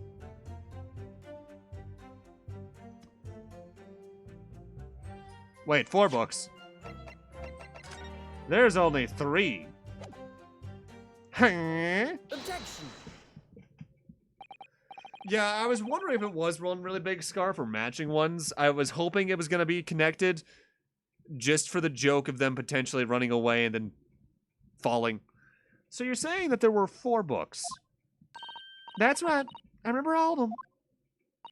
The picture of Monsieur somebody, what's its earnings, a meal for someone, the thing gummies something. I'm sorry, Mrs. Beat. But there's a fundamental flaw in that statement of yours. Oh no, what flaw? Simply that at the scene of the crime, there were only 3 books, not 4. What? Have a good look at this photographic print of the scene of the crime. As you can clearly see, there's only 3 books. But no, that can't be. I saw them. Oh, I know what it is. Yeah, you can't fool me. Sorry. It's that big old lump of a dead body. Lady's so large, her corpse is blocking the view of the fourth book, that's all. Let's at least try to remember that the poor woman isn't dead, even if we're insulting her size. No, I'm sorry, Mrs. Beat. But Mr. Natsume could not possibly have dropped the 4 books you described. Why not? Fascinating. And from your assured tone, something you can readily substantiate with evidence, I presume? Evidence. The receipt. Counsel, you will present evidence to substantiate your claim or withdraw it. What proof do you have that the accused did not drop 4 books? Take that! The evidence is right here in the form of this bookshop receipt. From your books? Yes, this receipt details Mr. Natsume's purchases that day. But as you can see, only 3 books are listed. Well, no! Therefore, Mr. Natsume would only have dropped 3 books at the scene of the crime. Which means that your powers of observation, madam, cannot be relied upon. So it cannot be denied that though you say it was the defendant you saw, you could very well be mistaken. Oh no, oh no, oh no, oh no. No! Objection!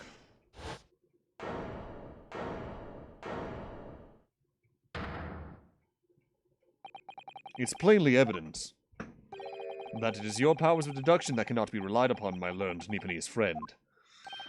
What? What cannot be denied is that these 2 witnesses saw the accused running from the scene, a fact that you know very well you have no hope of disproving. So you've striven to avert attention from that by the dint of some inconsequential discrepancies. Would that be fair? He sees right through me. But your plan is somewhat recoiled against you. What are you talking about? It's quite simple. Let me explain with a toast. To the policeman's wife and her entirely accurate testimony in every respect. Oh! You see, the matter is not up for debate. At the scene of the Briar Road, a total of 4 books were most definitely found. Objection! But what about the photographic print? It only shows 3 books. Quite right, only 3 can be seen. In that print. That print, you mean to say... Allow me to present another. One that shows the victim's hand.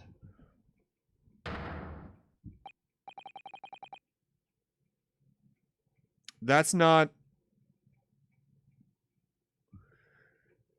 That's the book that's missing from their house.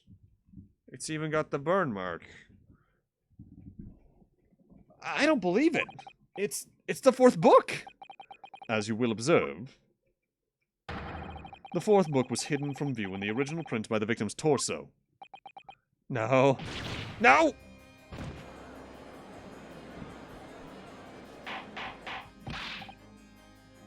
Order, order! There, you see? Look at all that. Look. Yeah. It's just like I said, isn't it, my darling? Yes, sir. Patricia's always right, sir. Let us study the receipt for the books purchased by the accused on the day in question. Mrs. Beats, the title is once again, if you please.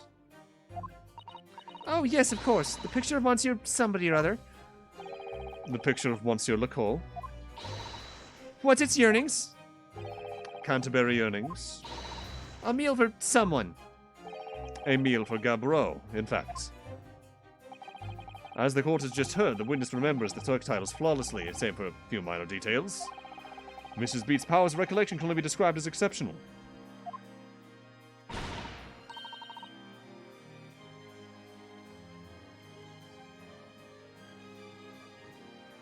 Did you hear that, Rolly? The gentleman paid me a compliment. Yes, sir. Flawless, sir. Patricia's flawless.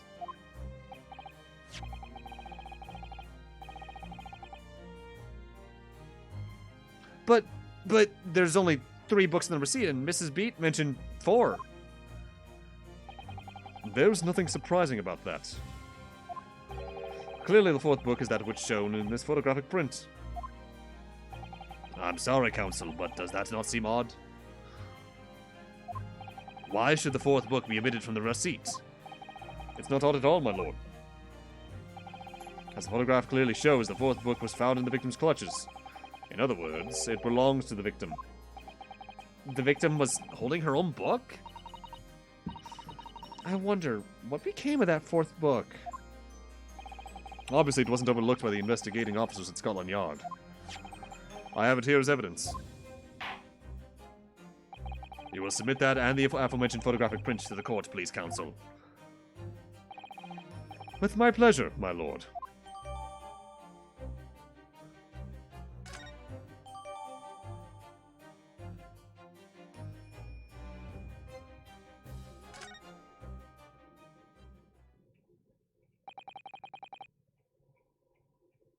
The prosecution rests.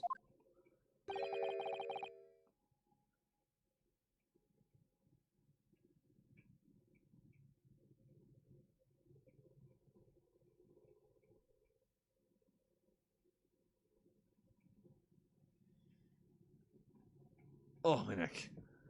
I have nothing further to add. What?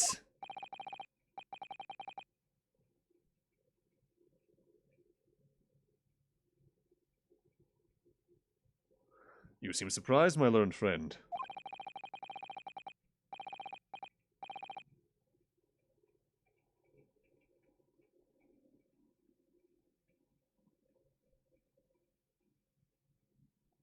But your resistance until now has been in vain. Entertaining, yes, but futile.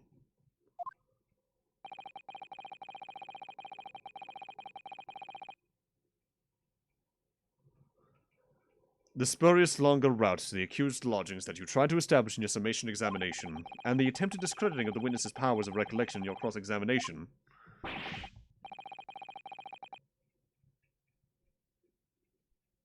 You're talking about Grandia, JP Speedrunner, you're from following since 2019 is playing it.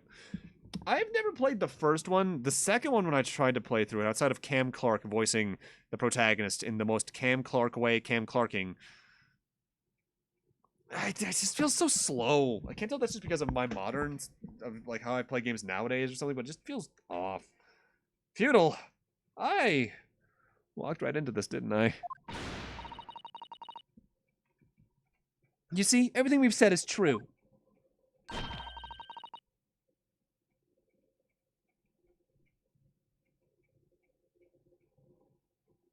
Isn't that right, my darling? Yes, Pet. Marry me, Pet. You're already married. So perhaps the ladies and gentlemen of the jury would like to reconsider their positions. Should the court waste any more time on this Nipponese travesty? Or is the decision you have to make all too apparent already?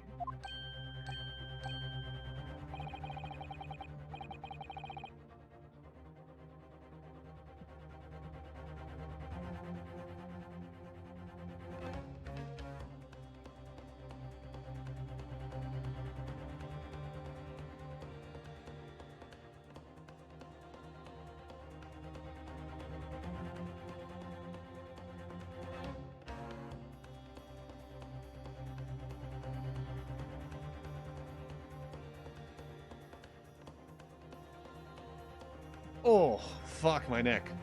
You have all heard of the witnesses. You've heard all the witnesses and seen all of the evidence. This trial has run its course. Mr. Naruhodo, I'm afraid we're in a terribly precarious position. I know, but if I fight back in the wrong way now, I could very well just make matters worse.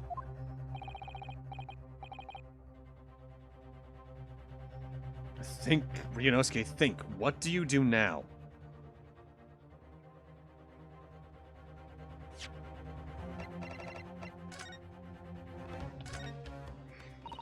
Let me see. It's a book entitled The Lion's Pride. I'm afraid I don't know any English literature at all. So it wouldn't be something I've heard... Wait a minute. The Lion's Pride? That's strange. I think I've heard a book of that by name before. And very recently at that. It's a title I recognize too, Mr. Naruhodo. Oh, that hurts to see. Oh, look at this. The book's been badly burnt. You're right. You'd never be able to read it in this state, especially not the latter pages. What a terrible waste. Judging from the scorched edges of the paper, I think the damage must have occurred very recently. A book recently damaged by fire. Why does that seem to raise a red flag with me?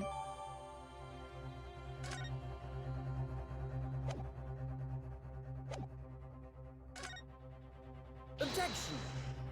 That's not her book. I'm not done yet. No, my learned friend. It's over. That last cross-examination was your final chance to establish a credible defense. And you failed. The die has been cast. There is no more room for debate.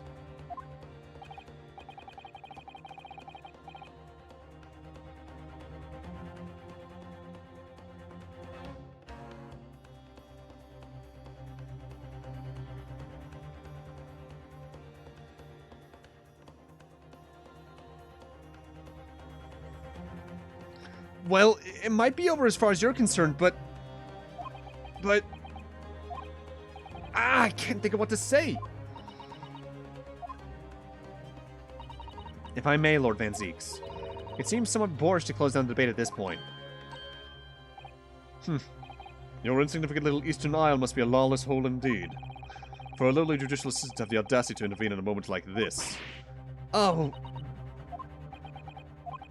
I am, to my shame, still a very inexperienced lawyer. So you'll have to forgive me, but I consider my assistant's advice essential and her opinions invaluable. Mr. Naruhodo! One of this land's great guiding principles is tolerance, so this court will hear you, madam. Go ahead, Miss Susato, please. Very well. Pray, what insight can you give us? What have we all overlooked in this matter that you see fit to pursue further? Well, this court's been presented with new evidence, but only after the last cross-examination finished. I see. And you believe that this new evidence warrants further examination, do you? Mr. Naruhodo, what do you think? It's just possible that this new evidence might be the decisive proof we've been waiting for. The judge is sure to ask the members of the jury to announce their leanings in a moment. And of course, he's sure to ask you to explain what the crucial piece of evidence is and why. So we must take this opportunity to examine the newly presented evidence as thoroughly as possible. Yeah, I understand, and thank you, Miss Susato. This is it. Susato-san's managed to win us one last chance here. I can't let it go to waste. The defense wishes to present evidence, my lord. Very well. The defense may present one further piece of evidence. It's the motherfucking book, evidence that apparently offers a profound insight into this case and has hitherto been Take overlooked. that! The evidence in question is what we can see from the newly presented photographic print of the crime scene. The fourth book found in the victim's hand. Objection! We have already discussed the fourth book at length. Other than it being in the victim's grasp at the time of the incident, no significance has been attached to it. Pursuing the matter further would be a flagrant waste of the court's time, as you well know.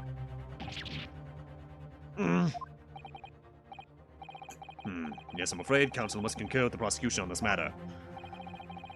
When I afforded you this opportunity, you led the court to believe that this evidence in question contained a hitherto undiscovered clue.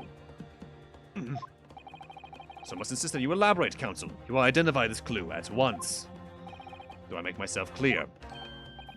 Yes, my lord. It's, Mr. Naruhodo. I believe the prosecution is trying to avoid a thorough examination of the evidence, which means you may very well be on the right track. I think you might be right. So, counsel, precisely where is the vital clue to this case which this fourth book conceals? It's burnt. Like, so fucking hard, man. Got it! I would ask the courts to observe the back of the book in question. The back? What do you... Good gracious! It's been burnt to a crisp.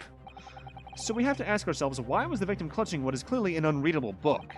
It's undeniably an extremely unnatural thing for her to have been doing. Objection!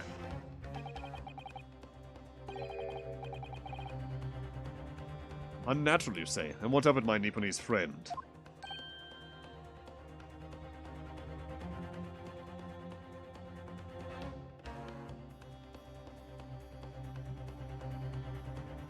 Oh, my back. Oh, Were I to concede the point, if it bears no relation to the case, there is nothing to discuss. So, should you wish to assert that this fire damages some veiled clue as to what happened that day? Pray, do enlighten us all. What truth does this charred book hide? a charred book. There's just one possibility here, which I can't quite bring myself to rule out. It's an outside chance, certainly, but worth a try. Alright, I'll explain my theory. Don't keep us waiting any longer then, Counsel. Explain this theory of yours. What are you suggesting that you can ascertain from the fire damage the sorry Tom has suffered? Its owner. My lord, the burn on this back reveals a startling truth about the book's owner. I beg your pardon? But we already know who the book belongs to. The victim was gripping it in her hand as she fell to the floor after all. It's obviously hers. The question of how this book came to be in the victim's quend has yet to be answered. However, as to the question of who the book really belongs to and where it originated, the defense has very credible answers. Good gracious, how can you possibly? Very well, I'll play along with this futile attempt to delay your inevitable demise. But do remember, the members of the jury may well burn you if your little gamble goes awry. Counsel, the defense's response here is very likely to influence the final outcome of this trial. So tell this court, who do you claim is the owner of this burnt book?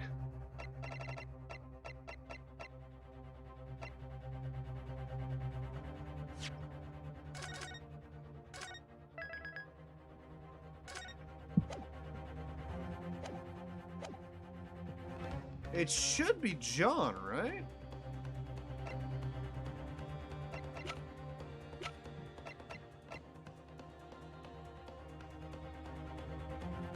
Because it was his favorite book.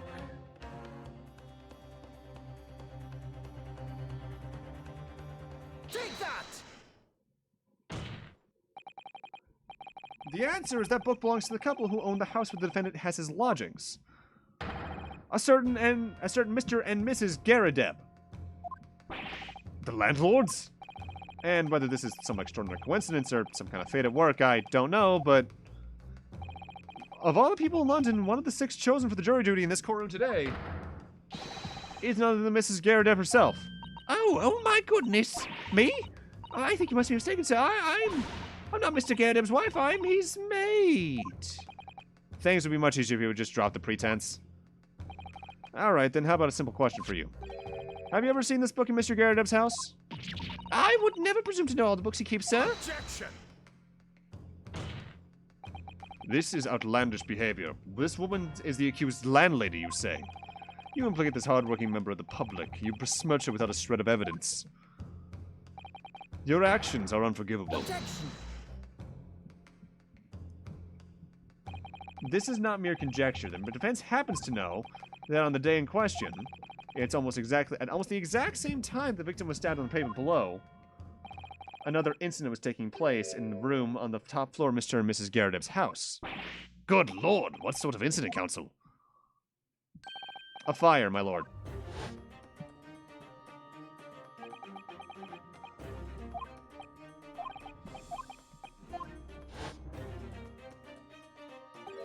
The Lion's Pride? By Jove, the same title that's on the subject of this debate. Oh, dear me. Objection! This is risible. All you've told the court is that a book by the same name was involved in a fire, in which case it would be reasonable to assume that it was burnt to ashes. And entirely unreasonable to infer that it magically removed itself from the scene of the crime. Perhaps it would make more sense if I told you the cause of the fire was marital discord? Without going into details, it appears that Mrs. Garadeb was considerably enraged. Apparently, she continued to attack Mr. Garadeb even amid the flames. Oh, how awful. I can't even imagine being so horrid to the one you love. Can you, Rolly? Absolutely not, sir. My petition would never raise a finger against me, sir.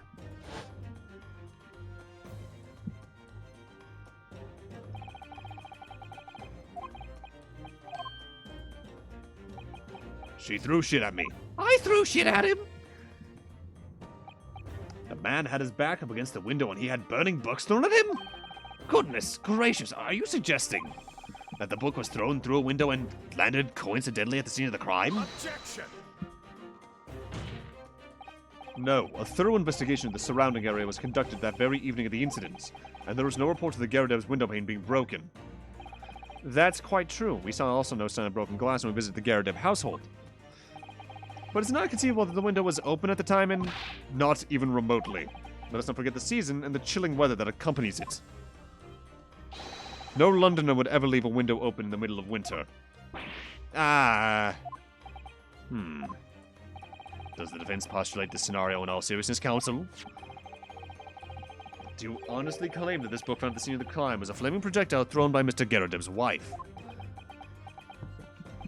I believe it's a possibility, at least, my lord.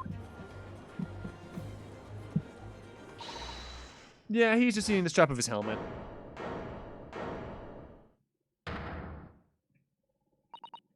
Well, I hope that everyone can see how awful you are, you fool little trickster. You call yourself a lawyer, but you're just a coward. A mean coward. Really? Wrong button. Claiming there are little tips set the whole neighborhood on light, honestly. Implying that I'm merely posing as a maid for appearance's sake. How could you? Nothing to do with this beastly case, and not any of it. All you've done is sully your family's name. No, I assure you that was never my intention. Dragging an upstanding citizen's name through the mud simply to divert attention from your failing defense. I should box your ears, that's what I should do. It's utterly unforgivable. Too right. Yeah, here we go. How long have we sat here now listening to this Nipponese spouting out his fancy foreign theories? But think about it. At the end of the day, the only person who could have possibly stabbed the victim is that little hunchback with the mustache. And he ran away from the scene too.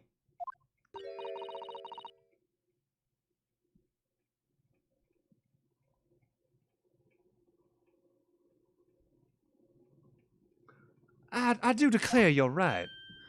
It's true. Yes, what did I tell you? Makes sense to me. Huh? Sorry? I see.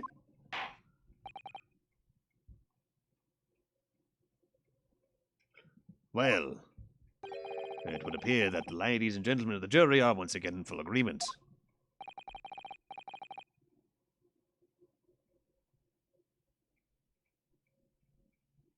What is your position, Lord Van Zeeks?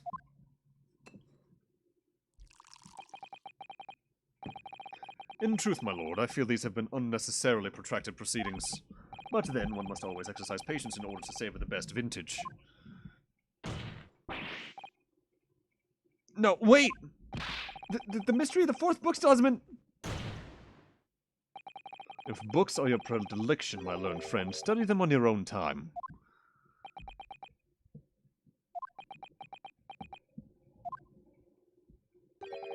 What? He'll forgive the discourtesy this time? Leg. In that case, ladies and gentlemen of the jury, you'll now state your individual decisions regarding the defense's culpability for the court to hear. Guilty! Guilty. Guilty. Guilty. Guilty. Guilty!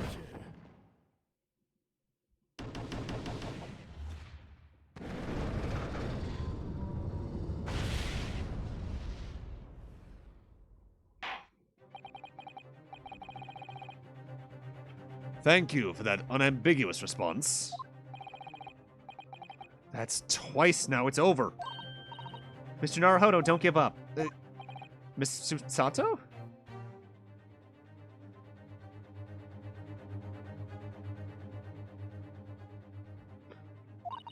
Have you forgotten? The battle isn't over yet. You're not suggesting... Of course, the defense has the right to another summation examination at this point. You could still convince the jurors to change their minds. You have one more chance. Yeah, he probably orders them in bulk. Either that or one of his hobbies is glass blowing. My lord. The defense exercises its right to a summation examination. You believe you still have tricks up your sleeve? I don't intend to trick anybody. I intend to uncover the truth.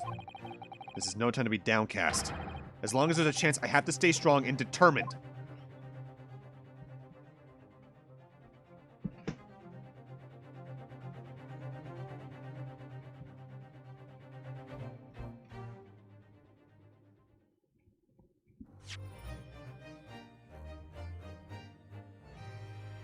Give me a second, I'm checking Discord about something. And by that I mean, Kenny, if you're still there, check your DMs.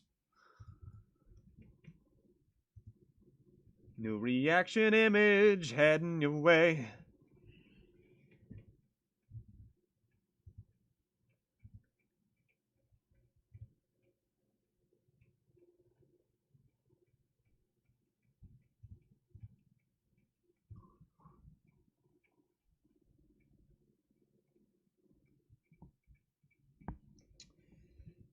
Well, his name is Baron Von Zeeks. So he's definitely got some money. So I'd say batches of 50.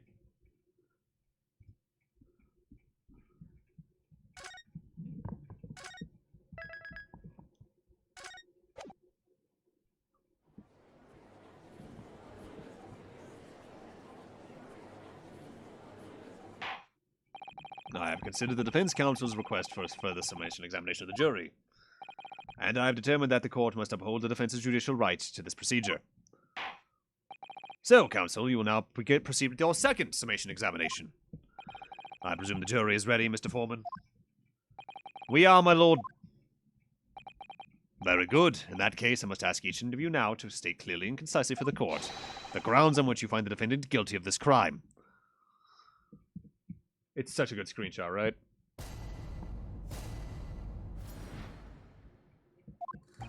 The accused left behind evidence at the scene, didn't he? Those 3 books of his.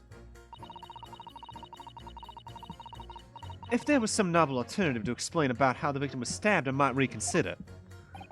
Even if the woman was throwing books, it can't be related to this crime if the window was closed, can it? Daring me, it was only a little book. Hardly life-threatening it with a direct hit. So you did throw it? Look, I just want to get this over. If I don't bring some home some bait tonight, I might be in a tiny bit of trouble. Come to think of it, we had a fire at home a while ago. Gave me the sneezes. Yes, considerably more tangible arguments from all members of the jury this time around, it seems. With one notable exception, of course. My learned student friend was unable to find fault in the previous witness testimony. So the court must accept the fact that it was indeed the accused seen fleeing from the scene. And moreover,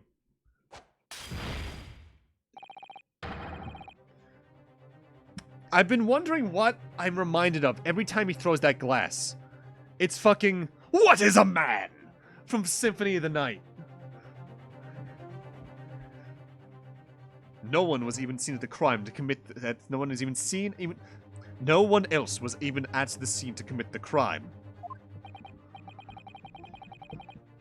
well, if the eyewitnesses are correct, it would seem as if the conclusion is somewhat set in stone. I fail to see how it can be argued in any way. That means I'm afraid that during this submission examination, it's essential that you establish some other tangible explanation for the facts. But how? What would even constitute a tangible explanation here?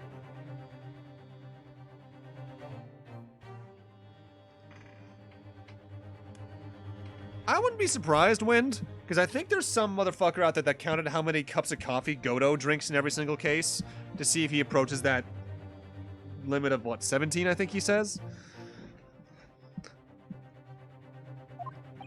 Isn't it obvious? Who stabbed the woman and how? Those two details are all you need to provide. Simply give us a name and a method by which the attack was conducted. And there I was thinking this might be hard. But Mr. Naruhodo, you have to do it, otherwise this really will be where the trial ends. No pressure then. That's quite enough preamble. Proceed with the summation examination, please. I presume you are prepared, counsel. Oh, yes, my lord. All right, Ryunosuke, focus your mind now. Slip. Double slip. But it didn't hit 5 times. I wouldn't be too sure about that, because Baron Van Zeeks definitely has the whole over dramaticness down, even outside of what is the fucking Symphony of the Night potential stuff. Although he does look like a vampire, I'll give you that. Clearly, the key to this summation examination is going to be juror number 4, the maid, or should I say Mrs. Garrideb. We have a book that disappeared from the Garrideb's house on the evening of the incident, and the 4th book found in the victim's hand. There must be a way to link the two. Yes, that's what we have to find. Using every technique I've learned in my short career so far, whatever it takes. Don't forget to keep an eye on Mrs. Garrideb and how she reacts, even to things the other people say.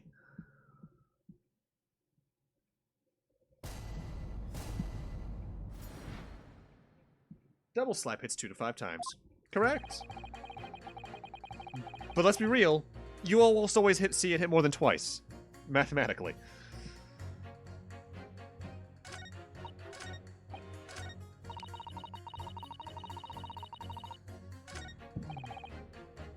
You're being like this again, man. You just want to get this over with? How can you sit there and say something like that? A man's future's at stake here. Well, me and me both, like I said before. What? I told you already, I'm a day laborer, aren't I? If I don't bring home some rarities to me tonight, you'll find me floating face down the Thames tomorrow morning. What? You heard me. My missus isn't one to mess about, you know. She can be fierce, believe you me. Another shining example of marital bliss, then. I always forget skill link exists. Hi, I still don't know what every nature means. I frequently forget, if I ever learn.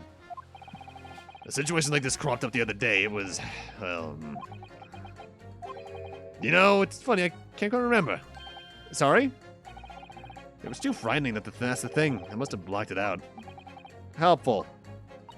I wonder if Mr. B will ever get dragged into the Thames by his scarf. Don't even go there, Mr. Sato. There must be some way to jog his memory about this.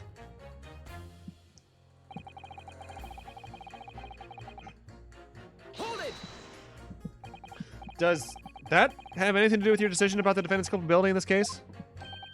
Hey, what's that? You'll have to speak up, lad. Could you tell us more about that fire? It was last winter. My grandchildren baked me a lovely cake on my birthday. They had 75 candles on the top, it did. What a sight to behold it was. You put candles on a cake? Was it some kind of devil worship? Of course not, it was an angel cake. To celebrate my birthday, obviously. It seems that's a common custom here in Great Britain, Mr. Naruhodo. Anyway, I mustered all my puff to blow them out. Only it must have blown wrong. Somehow the flames didn't go out, but candles went flying all over the room. The furniture caught and everything went up. The whole place was filled with smoke.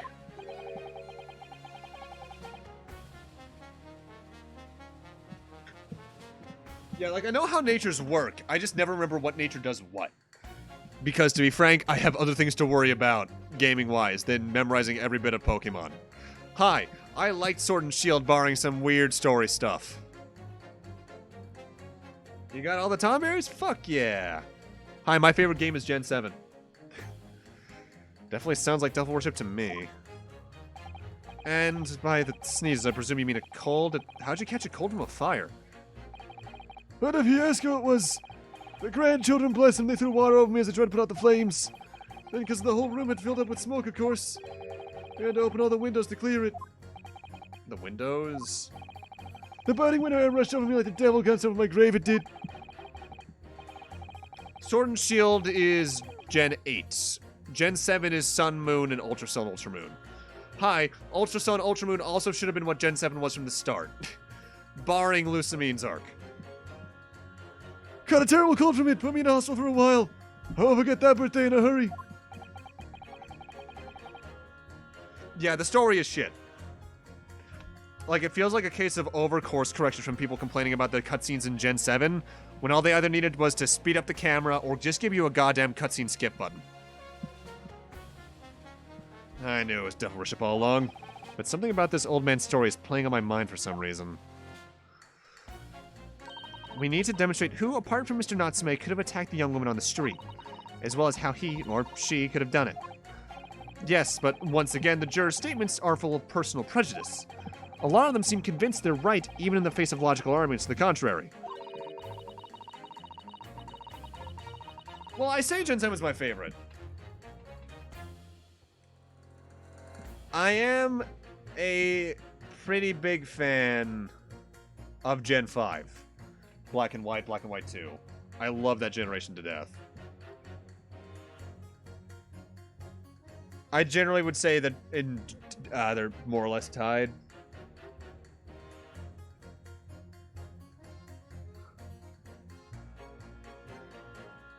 It's a factor of whether or not I'm in the mood for something to be more critical hit ratio heavy, or if it's something I more just want to be like, yeah, this is a nice little time. Look at this place. Look at these nice people.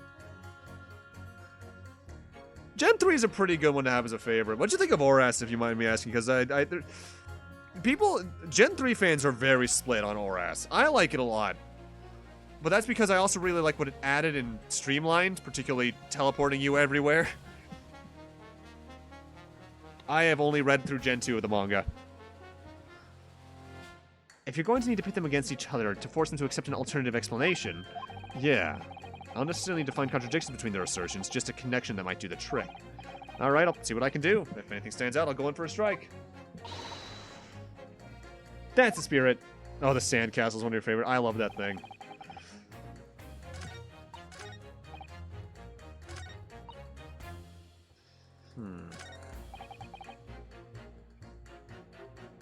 Well, we now have a way to potentially pit him against him.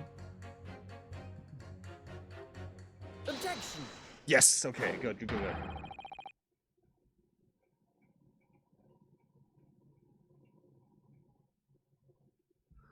These two juror statements clearly contradict one another. They do? How exactly, counsel? Don't point at me again. I told you, it wasn't me. Huh? I say, you say! Speak up, lad! Speak up! Juror number 3, do you see? Oh, me? See what, sir? Did you hear juror number 6's account of his birthday celebrations last year? It seems, despite being a Londoner, he once opened his windows in the middle of winter.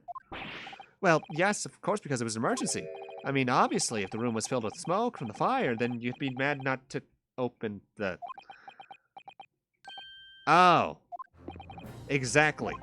On the day in question, at the time of the incident, there was a fire in the Garudeb household, and Mr. Garudeb had the following to say about it. The whole place filled with smoke. Oh my hello! Excuse me. Juror number 4, do you have something to say about that? Mrs. Garudeb! How dearie me! What's the meaning of this? How dare you imply I'm hiding who I really am?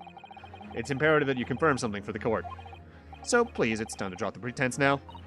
What is it? When the fire started in your house that day, did you or did your husband open the window? Well, I beg your pardon. What are you insinuating? The room would have been thick with smoke after the carpet and bookcase caught fire as they did. In a situation like that, it's inconceivable that you wouldn't have opened the window. And what if we did? Oh, all right then. Yes, you're right. My husband was frantically trying to open the window, which can't have been easy since I continued to give him a justly deserved book battering. Even though your house was on fire. Oh, you never stop throwing until the anger subsides. It would be terribly bad for the nerves to do otherwise. Of course, I should have realized. That's a significant step forward, Mr. Naruhodo. You managed to establish the window was open. We simply must have had that added to Mr. Garudeb's formal statement.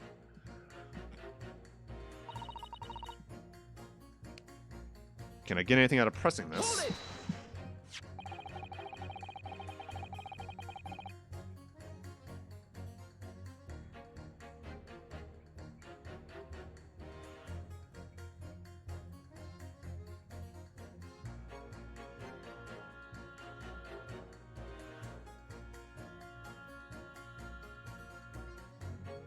The fourth book found at the scene of the crime shows very obvious signs of fire damage. And the title of the book is The Lion's Pride. The same title, in fact, as the book that Mrs. Garudeb told us he'd been reading. Well, I couldn't really say. On the day in question, did you or did you not throw at your husband the copy of The Lion's Pride that he'd been reading? I did. It was the first thing I could lay my hands on, so I hurled it straight at him. And now you come to mention it, yeah. It was rather enjoying reading it, you're right. Why did you not reveal this information to the court from the outset? Because I couldn't, you innocent little man. I didn't remember. At times like this, you pick up and throw whatever you can lay your hands on as well, you know? I really don't. I barely noticed I was throwing a book, much less the title of it. Can I help you, juror number 5? Excuse me. What is it, juror number 5? You know something? I've remembered what it was. That memory I'd blocked out. Ah, I was listening to what the granny was saying. Brought it all flooding back. Oh, you call her granny, you cheeky devil. I'm Mrs. Garrett with the maid, I'll have you know. the man doesn't even flinch. Please tell me that's not because he's so used to being hit all the time. It was about 2 weeks ago now. I just got back home after work, like. With my hand in my pocket for the wages I just done on that day, and I nearly died. There was a hole. Every last penny had dropped out. Oh dear, what a disaster. You haven't heard the half of it, boy. Hmm? The wife was cutting up some chicken at the time. I could hardly get the words out, but I told her straight, I've lost the day's wages, love. Next thing I knew, the blade was whistling past my ear. Stuck it to the wall next to me, it did, about an inch deep. No words. Just terror. I could smell then, you know, that god-awful stench of the dams. I was sure I was gonna end up face down in the muddy banks that night, I can tell you. Solgalio's kick-ass. With that said, hi, I'm a moon player. Lunala, I fucking love that fucking bat thing. Nah, it's a real disaster, isn't it? I'll never use the word lightly again. Anyway, the point I'm trying to make is this. When a woman loses their rag, they'll throw anything at you. Knives, hatchets, hammers, you name it. Mr. Naruhodo, you mustn't think that all women are so short-tempered and unrefined. No, I wasn't thinking that.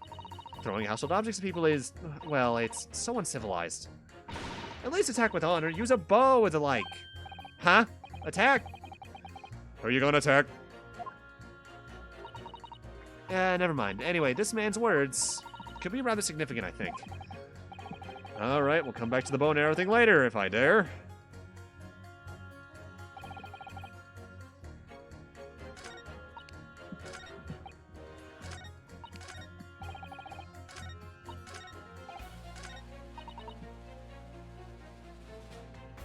Those two could clash.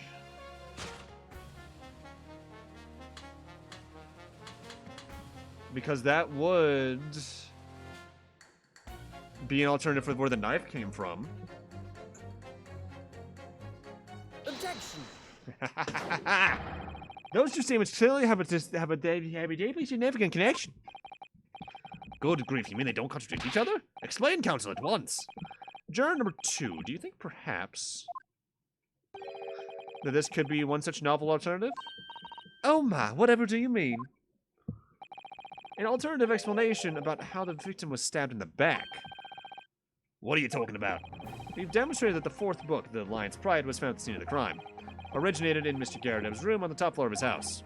Therefore, it's equally possible that some other object besides the book could have found its way from the Garredev household to the street below. What's that now? After all, Mrs. Garredev could have thrown any number of different objects at her husband. Isn't that right, juror number 4? What are you insinuating now, you little beanpole?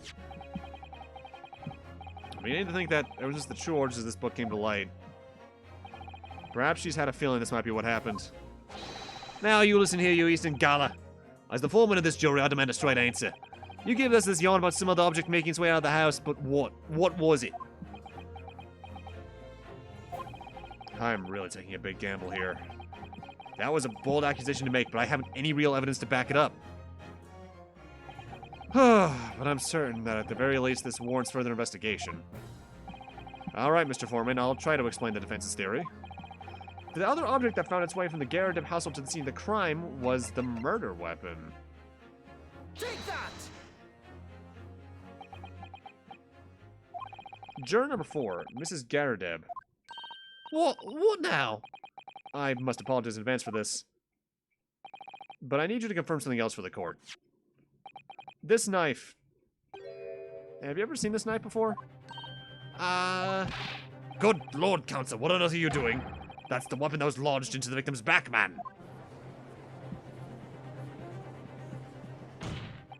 My lord, remember when the victim was attacked, Mr. and Mrs. Garrideb were in the throes of an argument. Mrs. Garrideb was hurling anything she could at her husband, who had been backed up against a window that had been opened to clear the smoke, and through which a book sailed at the line of the crime scene. You can't seriously believe that the book was found in the victim's grasp. Are you saying that it flew out of the window and across the street to land neatly in her hand?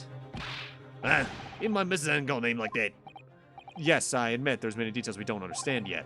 But that's the point. That's precisely why we must not allow this trial to end. Not right now. Oh my. Mrs. Garrideb, your answer, please. Have you seen this knife before or not? Oh, oh.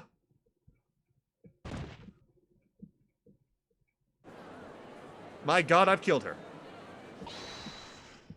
My lord. I wish to change my decision. I'm a woman of my word, after all. Thank you, madam. Yeah, I agree. I certainly didn't see this coming, but I just don't think it would be right for this trial to come to an end now with so many unanswered questions. Mr. Foreman? I have to agree. Not that I think the granny did it, mind. Yeah, you know what? I'm not quite happy about this at the moment either. All together now, ladies and gents.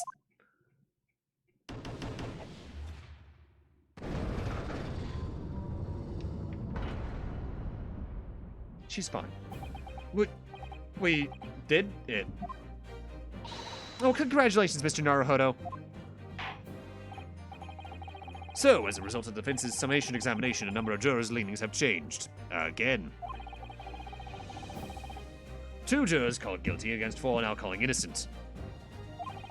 Accordingly, the opinion of this court is divided, and the trial will continue.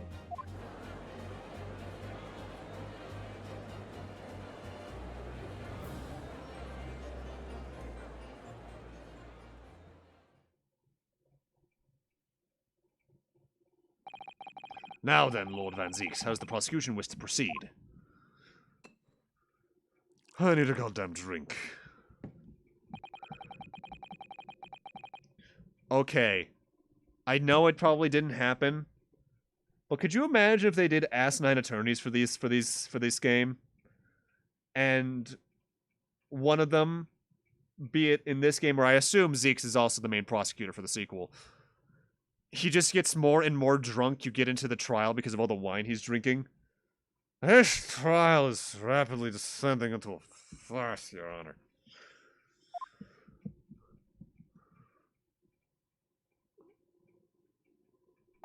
Like a corked wine, the first few sips are bitter enough.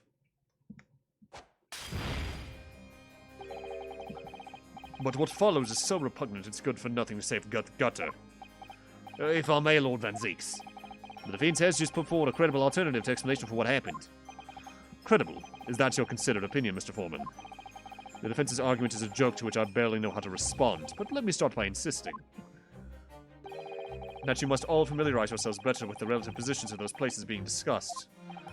What do you mean by that? What's his angle this time? It should already be more than apparent that between the crime scene and the Garrideb household runs a rather wide street, Briar Road. Which means that the distance from the Garrideb's house to the scene is some, 15 yards. Let me see, 15 yards? That's around 14 meters. 14 meters? Oh, that's a little farther than I'd imagined. And as you ladies and gentlemen of the court rightly noted as having potential significance, the 4th book was found in the victim's clutches. In other words, the smoldering book, wantonly hurled by a lady of the house, traveled some 15 yards to land on the opposite side of the road, neatly between the collapsed victim's fingers and thumb. Is that your final conclusion, my learned and deluded friend? And did the jackknife follow a nearly identical trajectory to the plunge into the middle of the victim's back? This fantasy is somewhat stretching the notion of having a bad day for the victim, I think. Even those pathetically serialized detective stories have no believable plots. I take offense to that.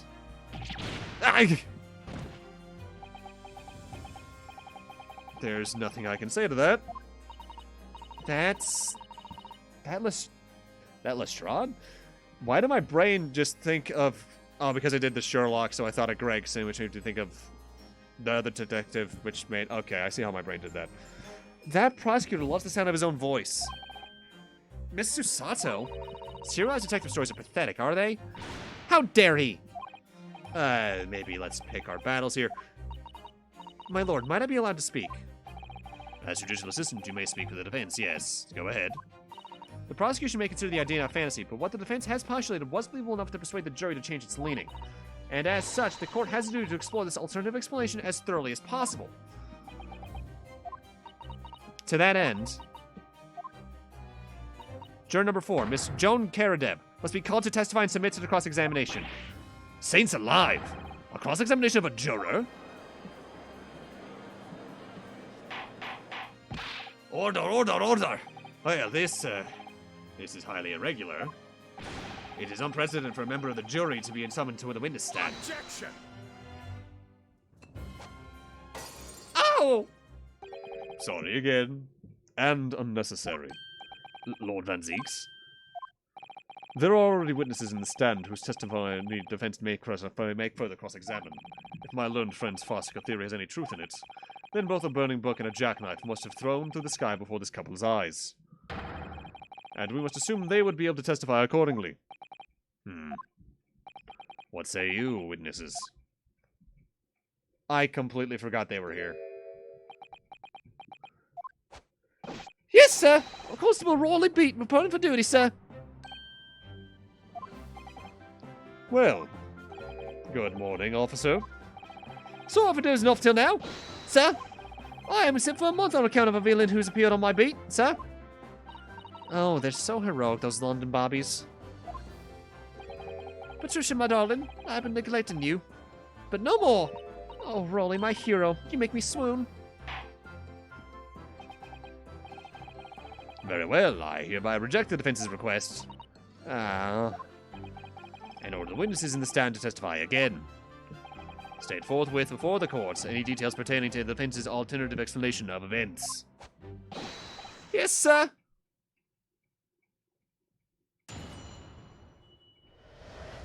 Alright, I know I started a little early, but I think we're going to end a little early to compensate as well. That's going to be where we end up in that. We're also ending right in the beginning of a fucking cross-examination, not a cross-examination, a statement, so that's relatively good timing. That's going to be where we end up for the night. Kaito, Sign, Wind, anyone else who's been slurping around? Why is my brain doing the things with the words incorrectly? Anyone else has been lurking around and not talking? Thanks for coming by. Every view matters when you're this small of a streamer. Dirting into Crystal Walking. Let's see who's on to... Oh my god, Slop's live. Case 3 is like... Case 5 is 10 hours. What? God fucking damn. This is already a long game for an Ace Attorney. Like, I was looking at the playthrough time so far on Steam. Barring maybe like the 40 minutes I've had the game booted up just waiting to go into stream, I'm already like 18 hours. That's long for one of these. If we're that point and we're only at like early case 4. Alright, so we are... How long are the fucking ending credits? Jesus. We're going to be raiding a friend who hasn't been live in a while. We're going to raid Sloptop. Currently no Mike, but he is doing a randomized run of Metroid Fusion. So send some love his way. He's a real chill dude. And I'll see you guys Tuesday night. I'm still undecided if I'm going to just continue this, or because Tuesday is when the Genshin update comes out and we get the next 2 islands of Inazuma and stuff and the ball banner, if I'll just stream my polls and exploring the island and doing like the story stuff for that. I'll figure that out probably the night of. Otherwise, have a great night, take care, and have some fun with Slop. He's a real nice dude.